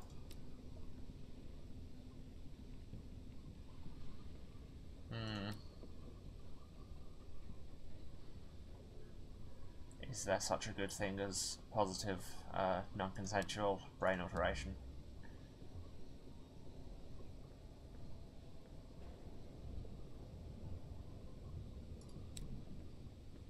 Do I want to pick up more prospects? I mean, 3 things of souls for Port Prosper is good. Chorister Nectar for Carolyn. Like, they sell Chorister Nectar at Carolyn. Question mark. I mean, I'll give it a go. And also, if I'm going north, I'll probably be able to collect some. So, there's lots of souls all over the place. Wait, did I miss anything? Yes, I should probably restock. Is there anything here I wanted to sell? I only need 1 of these collections of Immaculate Souls. That's 500 sovereigns. Yeah. And it means I can probably stock. Amazing. Sweet. And that is why you go back and check. Okay, next up, I think we're going to head north to the nature reserve. I want to see the end of the, or at least the continuation of the driver's story. It's very interesting to me. And like I say, if we're heading up there, we might get some free nectar, and all we'll have to do is kill some bees. And we might be able to steal the bees' souls. You know how it is.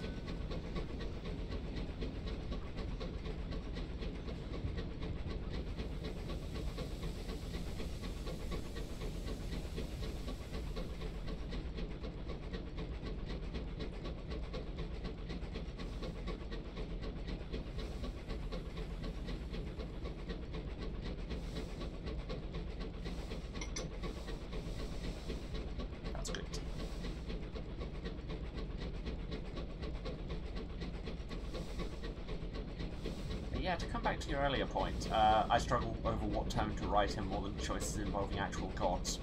I mean, I think there's a reason for that, which is that IRL me has never had an encounter with an ancient god where they've had to choose whether to let it inhabit them and use them to fulfill an ancient debt. IRL me has had to agonise over how to write things. I do that a lot.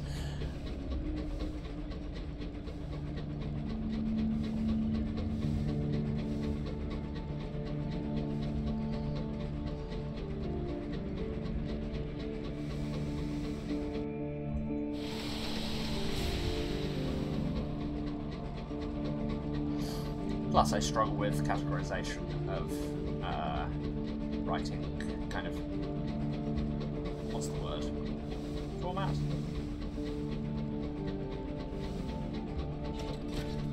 Yeah, it's whatever the thing is between format and genre. But yeah, because, I mean, I write prose poetry, which is a genre that is often difficult to pin down.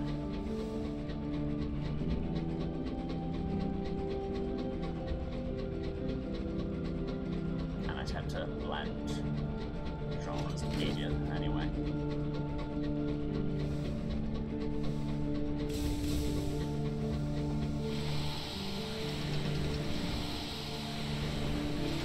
Yes, and also we have some stuff to hand in over here. Or collect.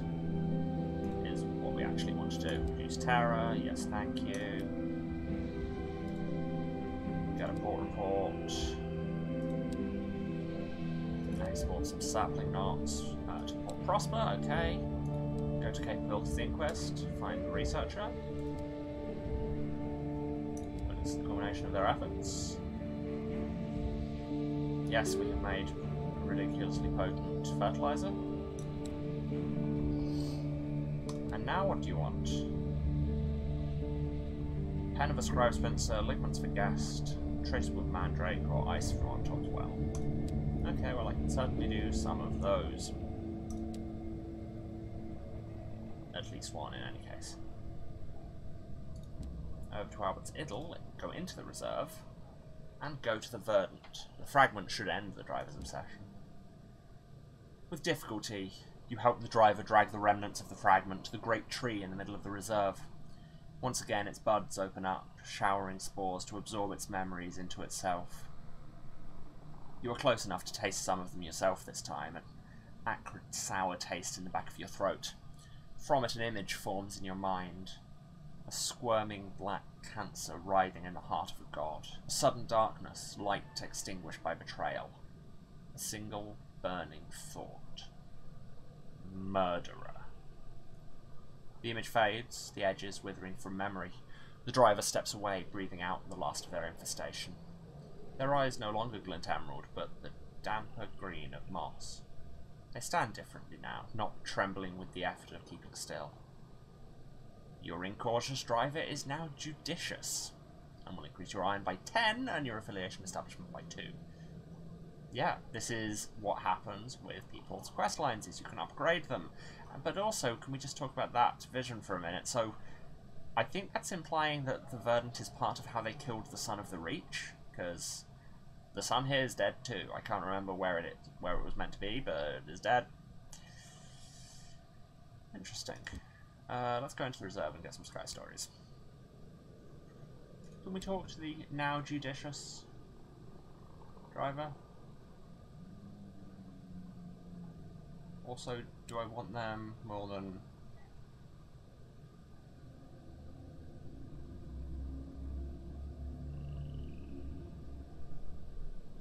I'll be dropping 6 fails to go up 8 iron to make it... Yeah, no, it's not really worth it. But I'm going to talk to them anyway.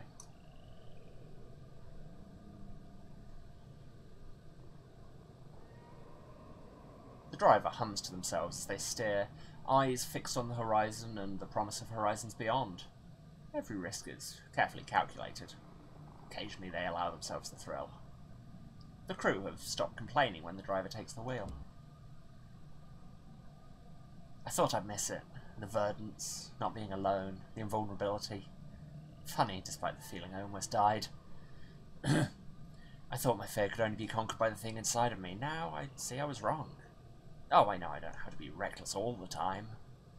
Their hands spin on the wheel. You grab a strap and hold on for dear life as the train careens through a field of space debris, just missing the largest chunk with a perfectly timed burst of the jets. The driver grins. But some of the time, that's another story. Yay, we finished a person's quest line. Go us. I should probably have... I think we can export some fertilizer as well. Yeah. Also Port Prosper. Excellent. They're selling literature, but also fuel and supplies. I think I just want to get more of that. Okay, I mean, we could go and get ice from the well. It's just round the corner from here. Let's do that. Why the heck not? And then we'll be coming back in such a way that we can hand it in there. This seems expeditious and thus probably a trap and we're going to die. You know how it is. Let's just pop round the corner and get some ice from a black hole, you know. Also, doing all these accents seems to have just been leaching into my ordinary voice, so I occasionally say words like a poorly acted Victorian person. You know how it is.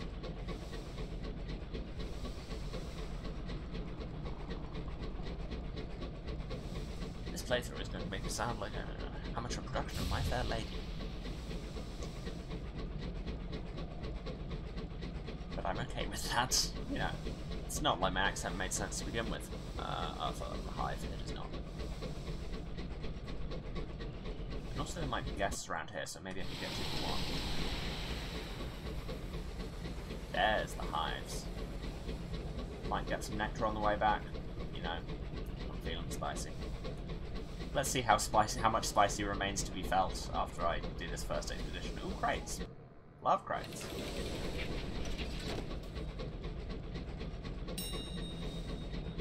Supplies, love those. One of my favourite things, being able to eat.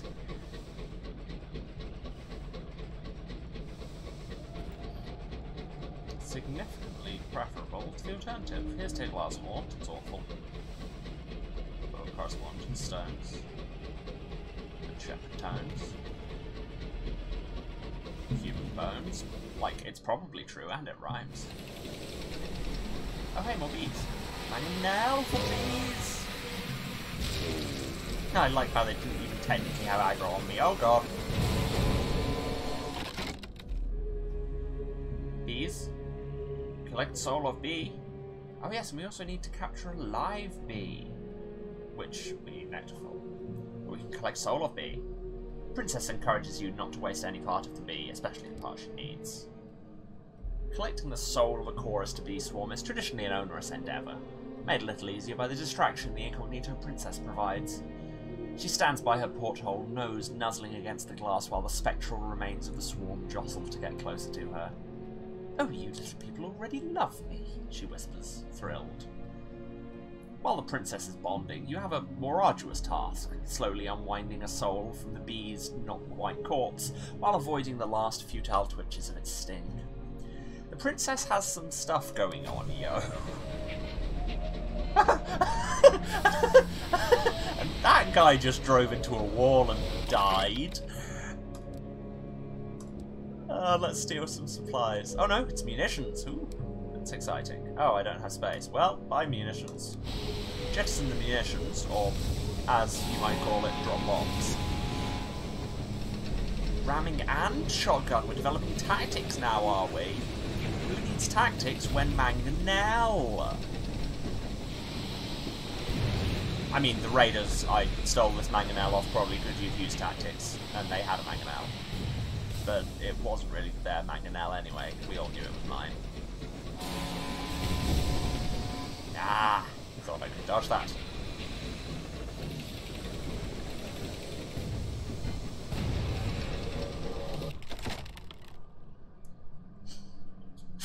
Thank you for putting booms in my chat.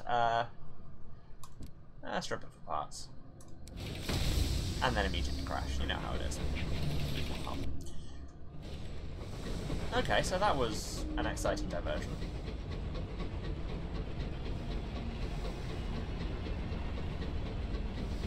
Says there's something else in blisters up here. Yes, thank you.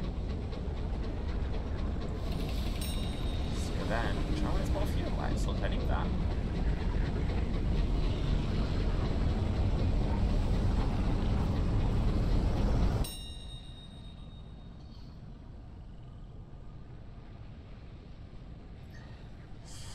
Brain combined bombs and booms. Yes, but frankly came up with something superior to either.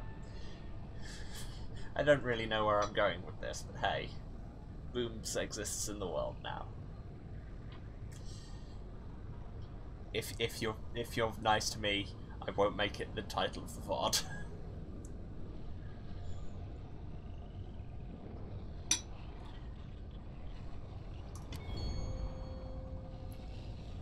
Let's go down to the well. Let's get some ice.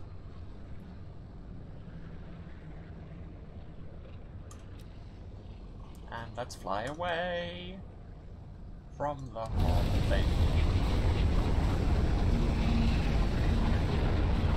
I mean, I can't call it that horrible. I literally got initiated into the church there.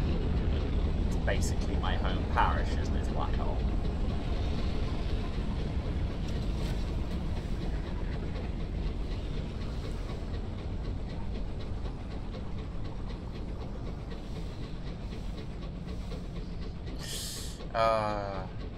I'm just saying the phrase black hole there has just got the guy from Atmosphere stuck in my head. Black hole! And that's a reference. I don't know. Honestly, I don't know how popular that was. It feels like it was probably niche, but they made like 6 games of it, so who really knows? Who really knows? That was my childhood in any case.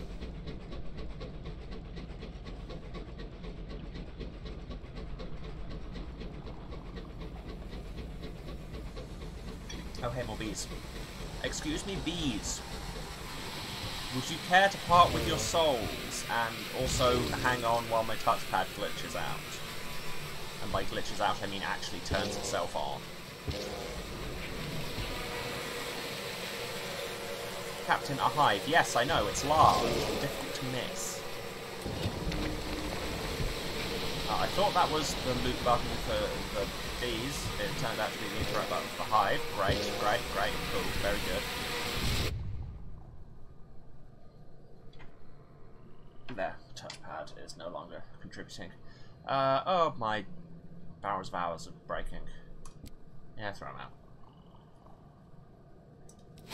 Data is screwy, but it's fine because I need to collect nectar anyway.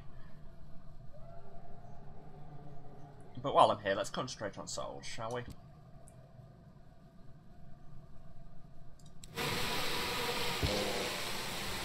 These don't drive me into the wall.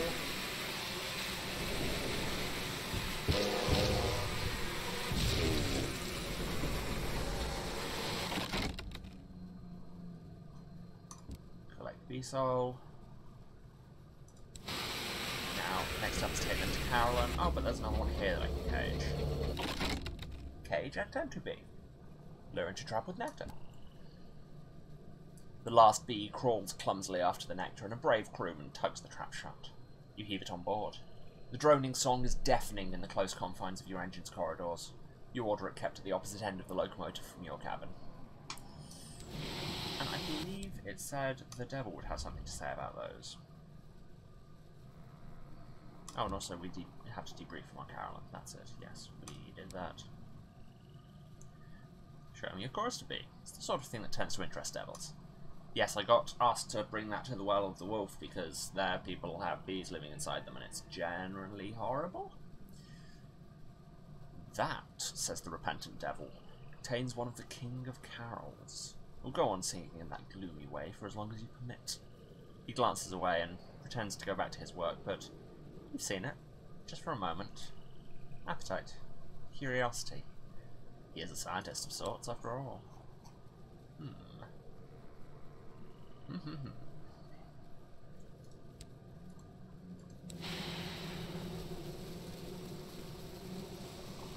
Okay, my W button wasn't working for a second there, not sure what that was about. I need to collect some more nectar to start the Clay Conductor's questline, so bees, would you care to...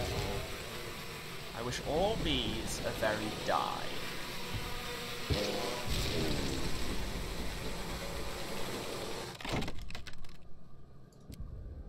We failed. Oh no. Somebody died. We got a tiny amount of nectar that just counts as money. But it's fine. I can collect it from there and then drive away. Oh no, the bees did not spawn, and I turned too hastily and hit a wall. You know how it be.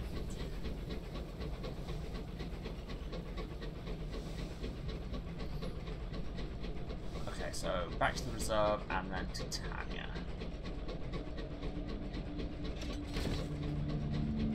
Is, I think, the idea.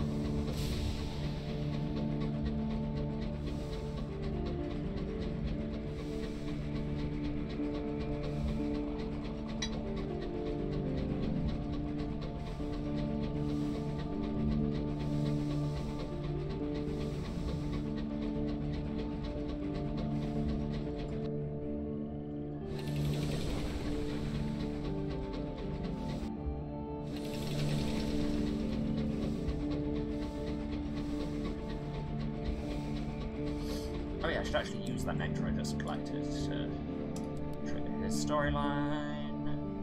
Wants to go to the mausoleum. We'll do that eventually.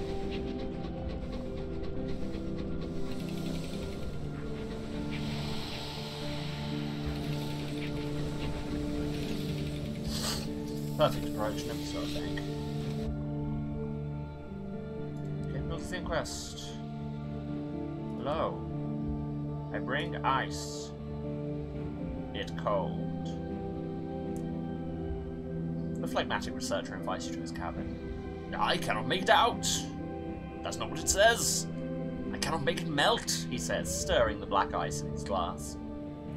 It's not water, whatever it is. Tasting it does make one a tad melancholic, though. Yeah, maybe don't taste the science.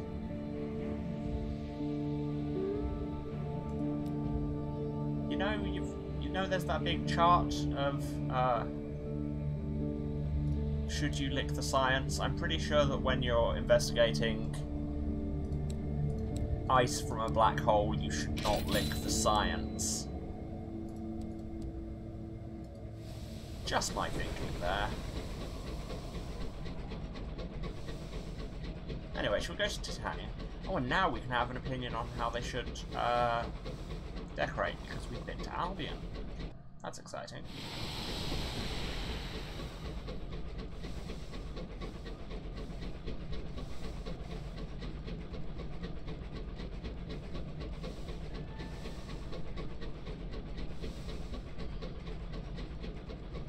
And there will be more bees. So are we able to collect more nectar? Because I should take some to Carolyn. Oh, there's a thing in the mist. That's probably bad.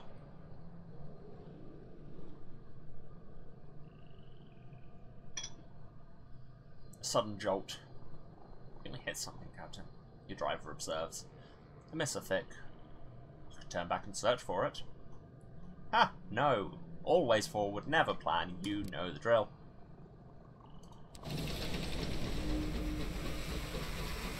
Oh no, more bee. Left me. Get nectar. Partial.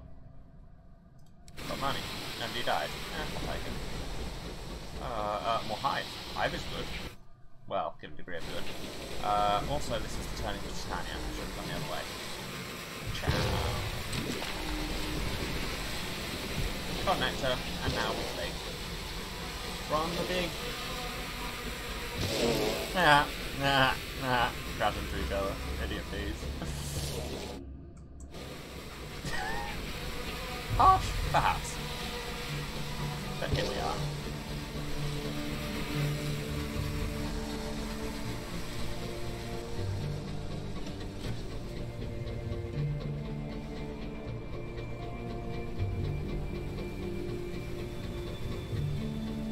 Game, don't freeze like that, I just like it. Collect nectar, run from bee. It's a good system we've got going on here where we get the stuff we want and bees don't kill us. Hello bee. Goodbye bee. I especially like the bees not killing us part. It does mean we get dismayed in little night malpractice, but it's roundabouts really. I'll take it.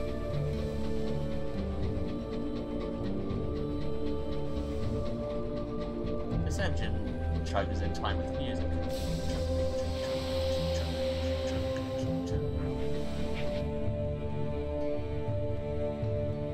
Oh, we're having nightmares. In the middle of the night.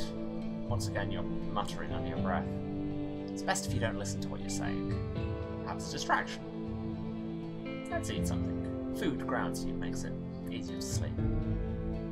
You're ravenous, but the food on your ship is not right. It's food for monkeys. Bats might be content with it. You're used to a different sort of meal, more luminous and harmonious.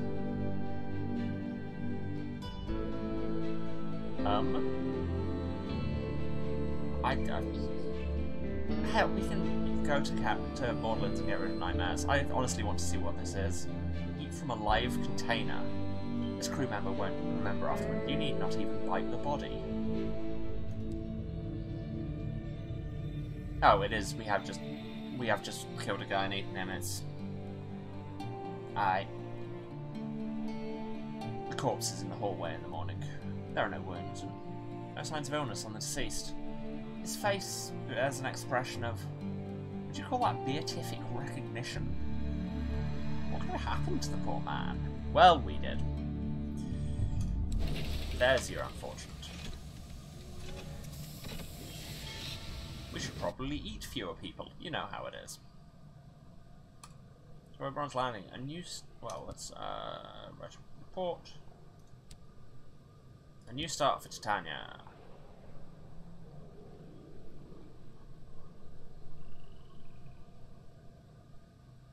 We should advocate for an Albion style. A little slice of home in the reach, says the stone-faced sculptor. A sturdy rock from which we can help guide the future. The stone-faced sculptor is quick to capitalise on this moment of agreement. Before the day is out, the docks at least have a familiar Albion look to them. The rest of the port will take a little longer before it's ready for expansion. Oh god, there's stuff here. Each captain in your lineage will be able to choose another expansion for Titania until the port is completed. Ah. You can also donate to its progress to continue expanding with a single captain, but this will get more expensive as development continues. You telling me death is cheap, is what you're saying there. The more you expand the port, the more bargains, prospects, and other opportunities will be made available, with individual buildings offering 1 boon per captain. Oh, okay, that's neat. So, what will it cost us at the minute? Current port damage, 30%. All port repairs would cost me 30 sovereigns. I can stretch to that. The mayor is speechless, my dude. It's 30 sovereigns. I probably found that down the back of the sofa.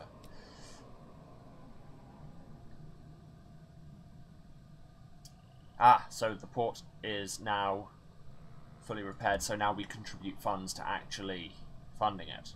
Right. The next stage will cost us 1,000. Should I? No, I want to save for the Agravain. I nearly have enough. And I can just die. But now we can meet with the mayor.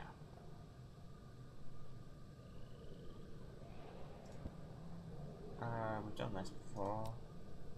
Okay, there's nothing to talk to the mayor about. But find the Midnight Rose. The Midnight Rose, who trade in red honey, have their base here. The gloomy middleman wants you to find out why the honey supply has dried up. Somewhere amidst the garrets and galleries of Titania hide the Midnight Rose. They make red honey, an old London vice. The manner of its creation is a secret, but it's rumoured to require a breed of rose first grown in hell, bees, and memories harvested from caged subjects. Imbibing red honey allows you to live those memories, to ransack the contents of another's heart. Could look for them myself, or just be like, hey princess, this seems like your deal. You've heard that the royal family were enthusiastic devotees of red honey. Perhaps she can help. Oh, honey made me the woman I am today, she says with a secretive smile. I'd be happy to help. She strides from salon to salon, letting a crowd of adoring poets, artists, and addicts flock to her. Within an hour, she's secured you an introduction. A precarious descent of ladders leads down to the hideout of the Midnight Rose, a spiral of rickety platforms clinging to the great orchid's stalk. There, the Rose have constructed an edifice of glass, something between an orangery and a cowshed. It hums with bees and shivers with sobbing. The Midnight Rose are a close-knit coterie that produce precise vintages of red honey. If you want to taste the bleak memories of an orphan, or the excesses of a reckless libertine, they're able to provide. Their leader is an ethereal apiarist whose laced gowns are stained at the hem with grass and soil. Bees crawl lazily in her wild hair. Why has the export slowed? The apiarist sighs. The revenue men, she says darkly. They've appointed a new captain to patrol the skies nearby. He used to be one of the gentlemen, smugglers who operate out of Pan, and he knows a lot of the tricks. Inconvenient. You need to find a way to circumvent this canny captain. But would you like this unlicensed chart? Baha!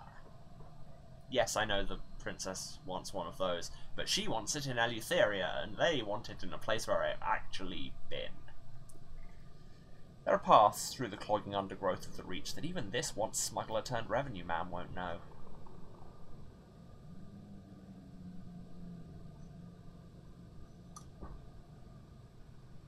You and the apiarists spend a coffee-fueled night combing your chart, plotting new, hidden routes for their couriers to use. The way will be dangerous. You've had to favour circuitous, little used paths plagued by the candle wind, but a dreadnought would never be able to traverse them. The ethereal apiarist is pleased.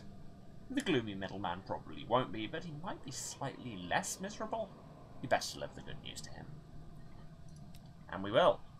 Later, because we want to get as much as we can done in here before we go back to Albion, because it's expensive. Well, we can accompany the apiarist as she works in the glass house. She's disarmingly frank. The red honey trade seems to be something of an open secret in Titania, the other side of the quartz coin. Rose bushes heap against the glass and climb in thorny tangles through the greenhouse. Among them are tall cages, each occupied by a prisoner. Bees buzz into and out of their ears and sip from the corners of their eyes. The prisoners cry out, sob, plead. Look closer, the apiarist says. Around each of their necks hangs a key on a chain. They can free themselves at any time, but choose not to. They're artists, you see. They believe they must suffer if they're to one day make great art. Okay, well this is such a common thought. Not to get real for a minute, but I'm going to click that's bollocks, isn't it? On account of that being bollocks.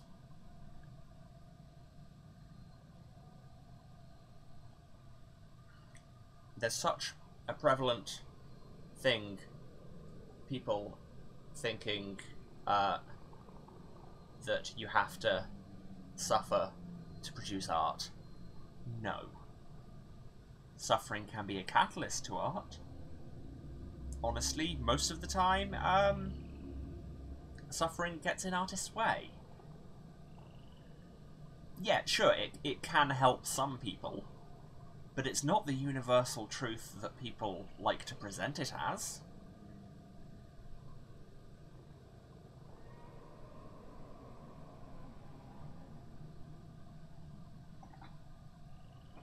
An appropriate time to finish the tea, I feel.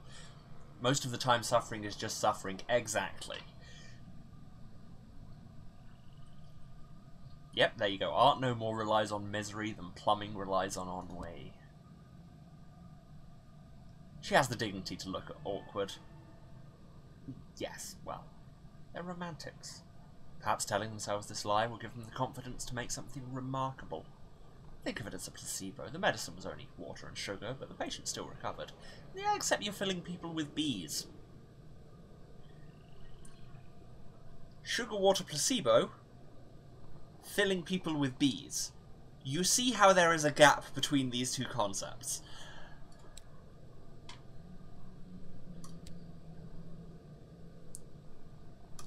Oh, let's go to an art exhibition. Ah, and now that investing in Titania is a thing, we can encourage other people to do it. Although the prospect of advancing the cultural excellence of Titania doesn't do much for his lordship, the mention of enduring prestige and big plaque for the donor does. You leave him negotiating the power of his pocketbook with the rhapsodic mayor. 10% funded. That's exciting. Porphyry Font is where we can sell stories. That's fine. We have a lot of Sky stories, but they don't sell for a huge amount. We need this moment of inspiration, because they're very useful for quests. I think currently we want them for the rats. Selling crockery, or nectar, and fuel and supplies. I'm good though.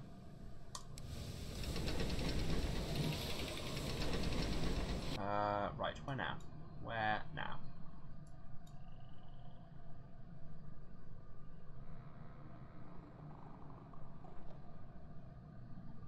I think if I go around here, Port Avon, and then the circus, which is where I want to go for the rats.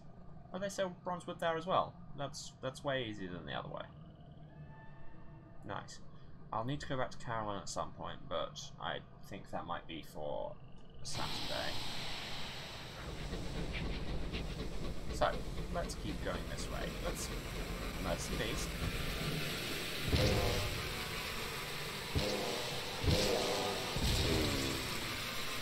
Let's open the door engine.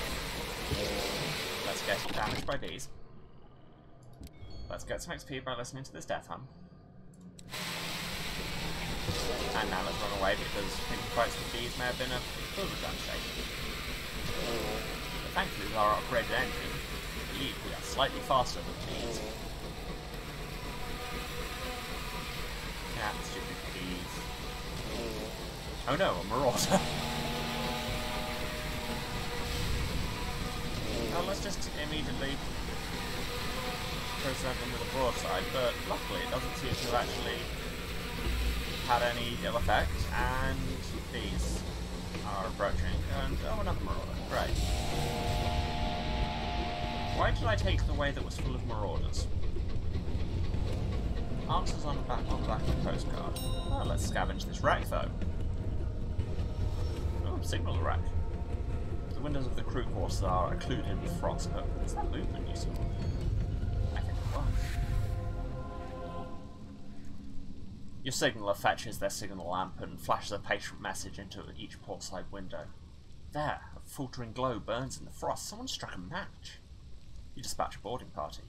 They retrieve a survivor who's eager to sign on, and a hard worker if surly from their long isolation. That's the start of Tiger Tiger by Alfred Bester.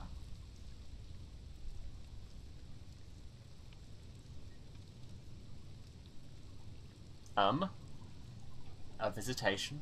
Your skin is going clear in patches, and the texture's crackly and brittle like old parchment. The veins show copper blue underneath. We can't not investigate, can we?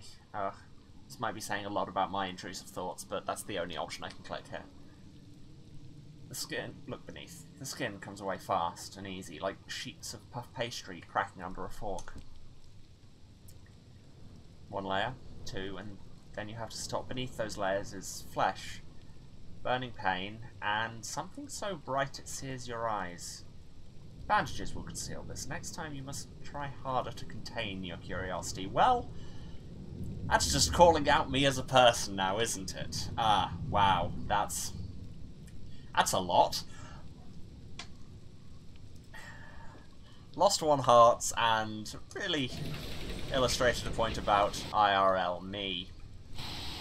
And nearly crashed into that wall. Should we move on from that moment of slightly unwelcome realness, if I'm honest? I think we should. Let's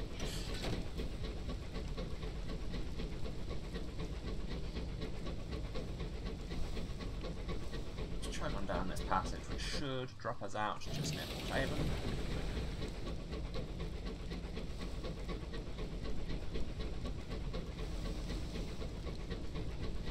Wow, this homestead has spawned in such a way that it very nearly blocks the entire path. We can trade munitions for bronzewood. Do we need these munitions for anything? Yes, we need them for the rats. So let's just trade gossip for supplies. That's always good.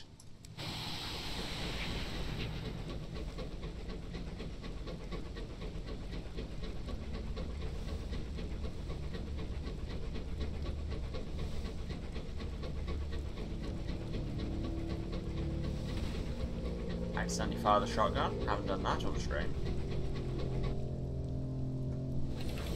Let's go check out Port Haven and at least grab a port report and actually realise which bits of this foreground.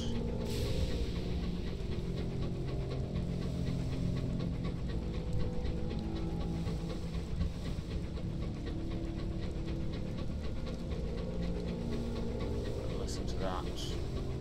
Fan organ? Can't quite tell what instrument it is. I think it's not. Guess it could be a harmonium. Anyway. Cheap repairs? Yeah, you do.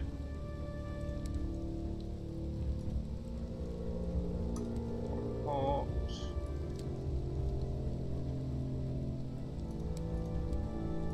But there's never really much to do here, so let's just refill our fuel.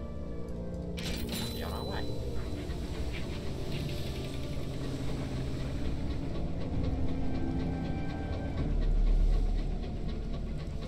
Yeah, I think we're going to make it to the circus, see what the rats are doing, and then end for today, because I have to take a bit of a break before I have more streams tonight. Exciting announcement that I haven't actually announced anywhere yet. I'll be putting it on my Twitter after this.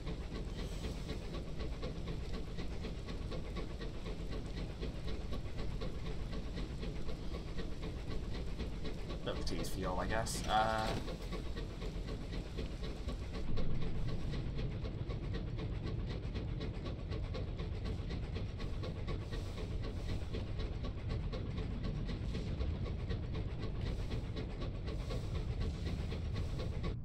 Having a fight, but I don't care. I'm just going to the circus.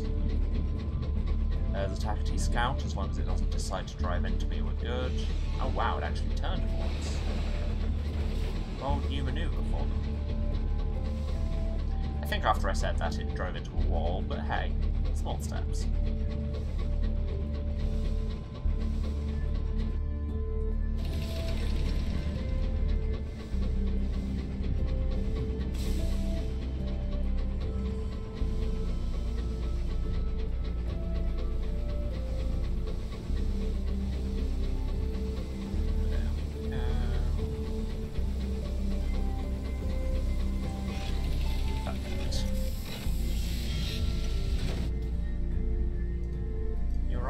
Would any of them like to come and be on a train? No. The circus. Have some free tickets. Write a court report. Go to a performance. I thought it would lose us some terror. It didn't, but it got us some stories, I suppose. Would any of these like to come and join the train? Yeah. Why am I better at persuading people who already work there than people who haven't joined yet? That's a question. And we can bring Angel aboard. The bombardier rat has set up a tiny tent in the shadow of the obelisk. He works as the fire breather for the circus. He wants a leaving do before he'll join you. Angel's powder-blackened face lights up when he sees the rat brigade. His whiskers are burnt away, but his eyes are bright as diamonds. Look what the cat dragged in! He grins. Angel listens to your offer, then immediately divulges his number. Let's go! I've been dreaming about blowing up... Cinders frowns him to silence. Oh. Well, I want to know any revenge, anyway. The party is memorable. You almost die, twice. The ringmaster demands the rats never return. The Rat Brigade considers it a marvellous success. Oh yes, it's the amusements that lower your terror. Well, I have a lot of tickets, so let's do that.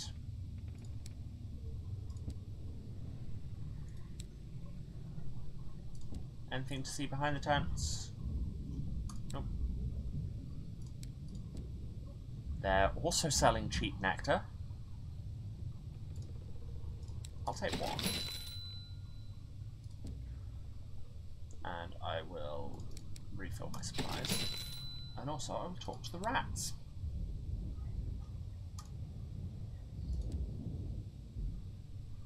Is that all the parts? No. Petronella explains the situation while she empties the chambers of Cinder's derringer for polishing. So, that lieutenant wants shifters in the back at a critical juncture in return for a cushy position with the Winwood Company, right? Yeah, Sarge gave him a number too. Didn't know he was bad. Anyway, the lieutenant's got a plum officer at Port Prosper. We're gonna have to get in, get his number, and get out. Preferably doing him in on the way. Okay, that's... seems like a big ask, but I'm sure we can do it. Ah, but we can hear the end of Sarge's story. Petronella and Albrecht. He's brought wine, she's brought scotch. It would have worked, Albrecht says mournfully, but the lieutenant had taken a contract of his own with the Winwood Company. First we knew of it was when the company fired on their own engine. The governor was already well away on another locomotive. Sarge went down first. Better went for the rest of us to scalp the daft bastard, Petronella adds. Next thing we know, half of us are dead, and the lieutenant's got a fancy new title with the Winwood Company. Okay, so that was a thing. No, not that I wanted. So, I press on dock, it says saving.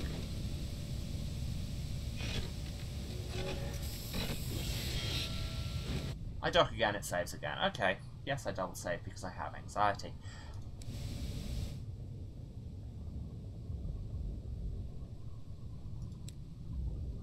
Save and return to title screen. Oh, it now saves when you exit instead of just saving at dock. Well, that's exciting. Okay, so I think that's us done. By which I mean, it is definitely us done, because that's how time works. Time for the wrap-up. Thank you so much, everyone who's watching. Thanks so much if you stayed to the end. It means a lot. Yes, if you've been watching this, you know where to find me, but just in case, this is twitch.tv/Serasent, SERASENT. You'll see on the title card in a minute. I am streaming every Tuesday, Thursday, and Saturday at 2 PM British time. That is 9 AM Eastern, 6 Pacific. Other time zones are available. And we'll be continuing with Sunless Skies for the foreseeable. I'm really enjoying it, so cool.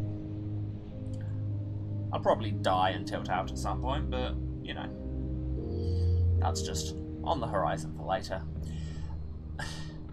If you miss any of the stream, you can catch VODs from the last 2 months on my Twitch. And for everything else, you can go to my YouTube, also Serasent, where I've got archives of the VODs going back to the start of the channel. So you've got all the Mass Effect, all the Paradise Killer, and I will be putting Pyre up. I have 5 episodes out of 6 edited and just waiting to be uploaded, so it's happening, promise. Yes, to get notified when I put new videos up, you can subscribe to the YouTube, because it's not regular, it's whenever I happen to do it.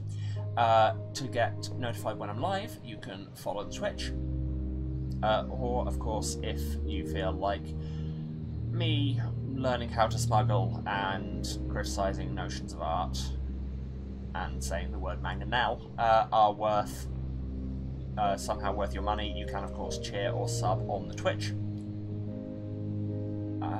But you don't have to. It's all good. Just come and hang, and it's all chill vibes. Except I'm not the kind of person who says chill vibes, so why did I there? Who knows? In other things, if you want to find me elsewhere on the internet, best place to check out is my Twitter at Waruce, that's W-A-R-U-C-E, where I will be sharing all updates on the stream, on my life in general, shouting about Eurovision, sharing GIFs, you know, the usual, what you use a Twitter for. On which note, I can announce, I don't know if it's been put on Twitter yet, on account of I haven't been on for the last 3 hours. If you want to see even more of me today, it was so fun on Tuesday, I'm doing it again. I've been invited back on Daniel Peak's stream at twitch.tv/QuizzyDan, that's QUIZZYDAN, to commentate the second Eurovision semi-final. Once again, from 7:45 British time, that's what, 2:45 in the afternoon Eastern, 11:45 Pacific. I hadn't worked out the times before now, but you have the internet, you can work out time zone conversions. It's when Eurovision's on. But yes, that was a lot of fun on Tuesday, and it should be a lot of fun again today. And you can hear me shouting about Icelandic disco pop. It's good. In other streams, you can catch me, not Wednesday, that's not the day that it is, Saturday nights at 6:30 PM Eastern, that's 11:30 British time, on twitch.tv/TheBards Playhouse, that's TheBardsPlayhouse, where I will be continuing to be your favourite angry and yet principled brouhaha on the Vampire the Masquerade 5th edition for London Chronicle. It's a lot of fun, and everything kind of kicked off at the end of last episode, so maybe come and see how that happens. It's up in the air at the minute. Keep an eye on my Twitter and the Bards Playhouse Twitter, because that might be getting moved back to 7 Eastern instead of 6:30, so that it doesn't clash with the Eurovision final, because some things are very, very important in my life. But apart from all that, I think we're good. So, thank you everyone. I love you all, and I will see you either in the chat for Eurovision tonight, or same time, same channel on Saturday for more Sunless Skies. Love you all. Bye.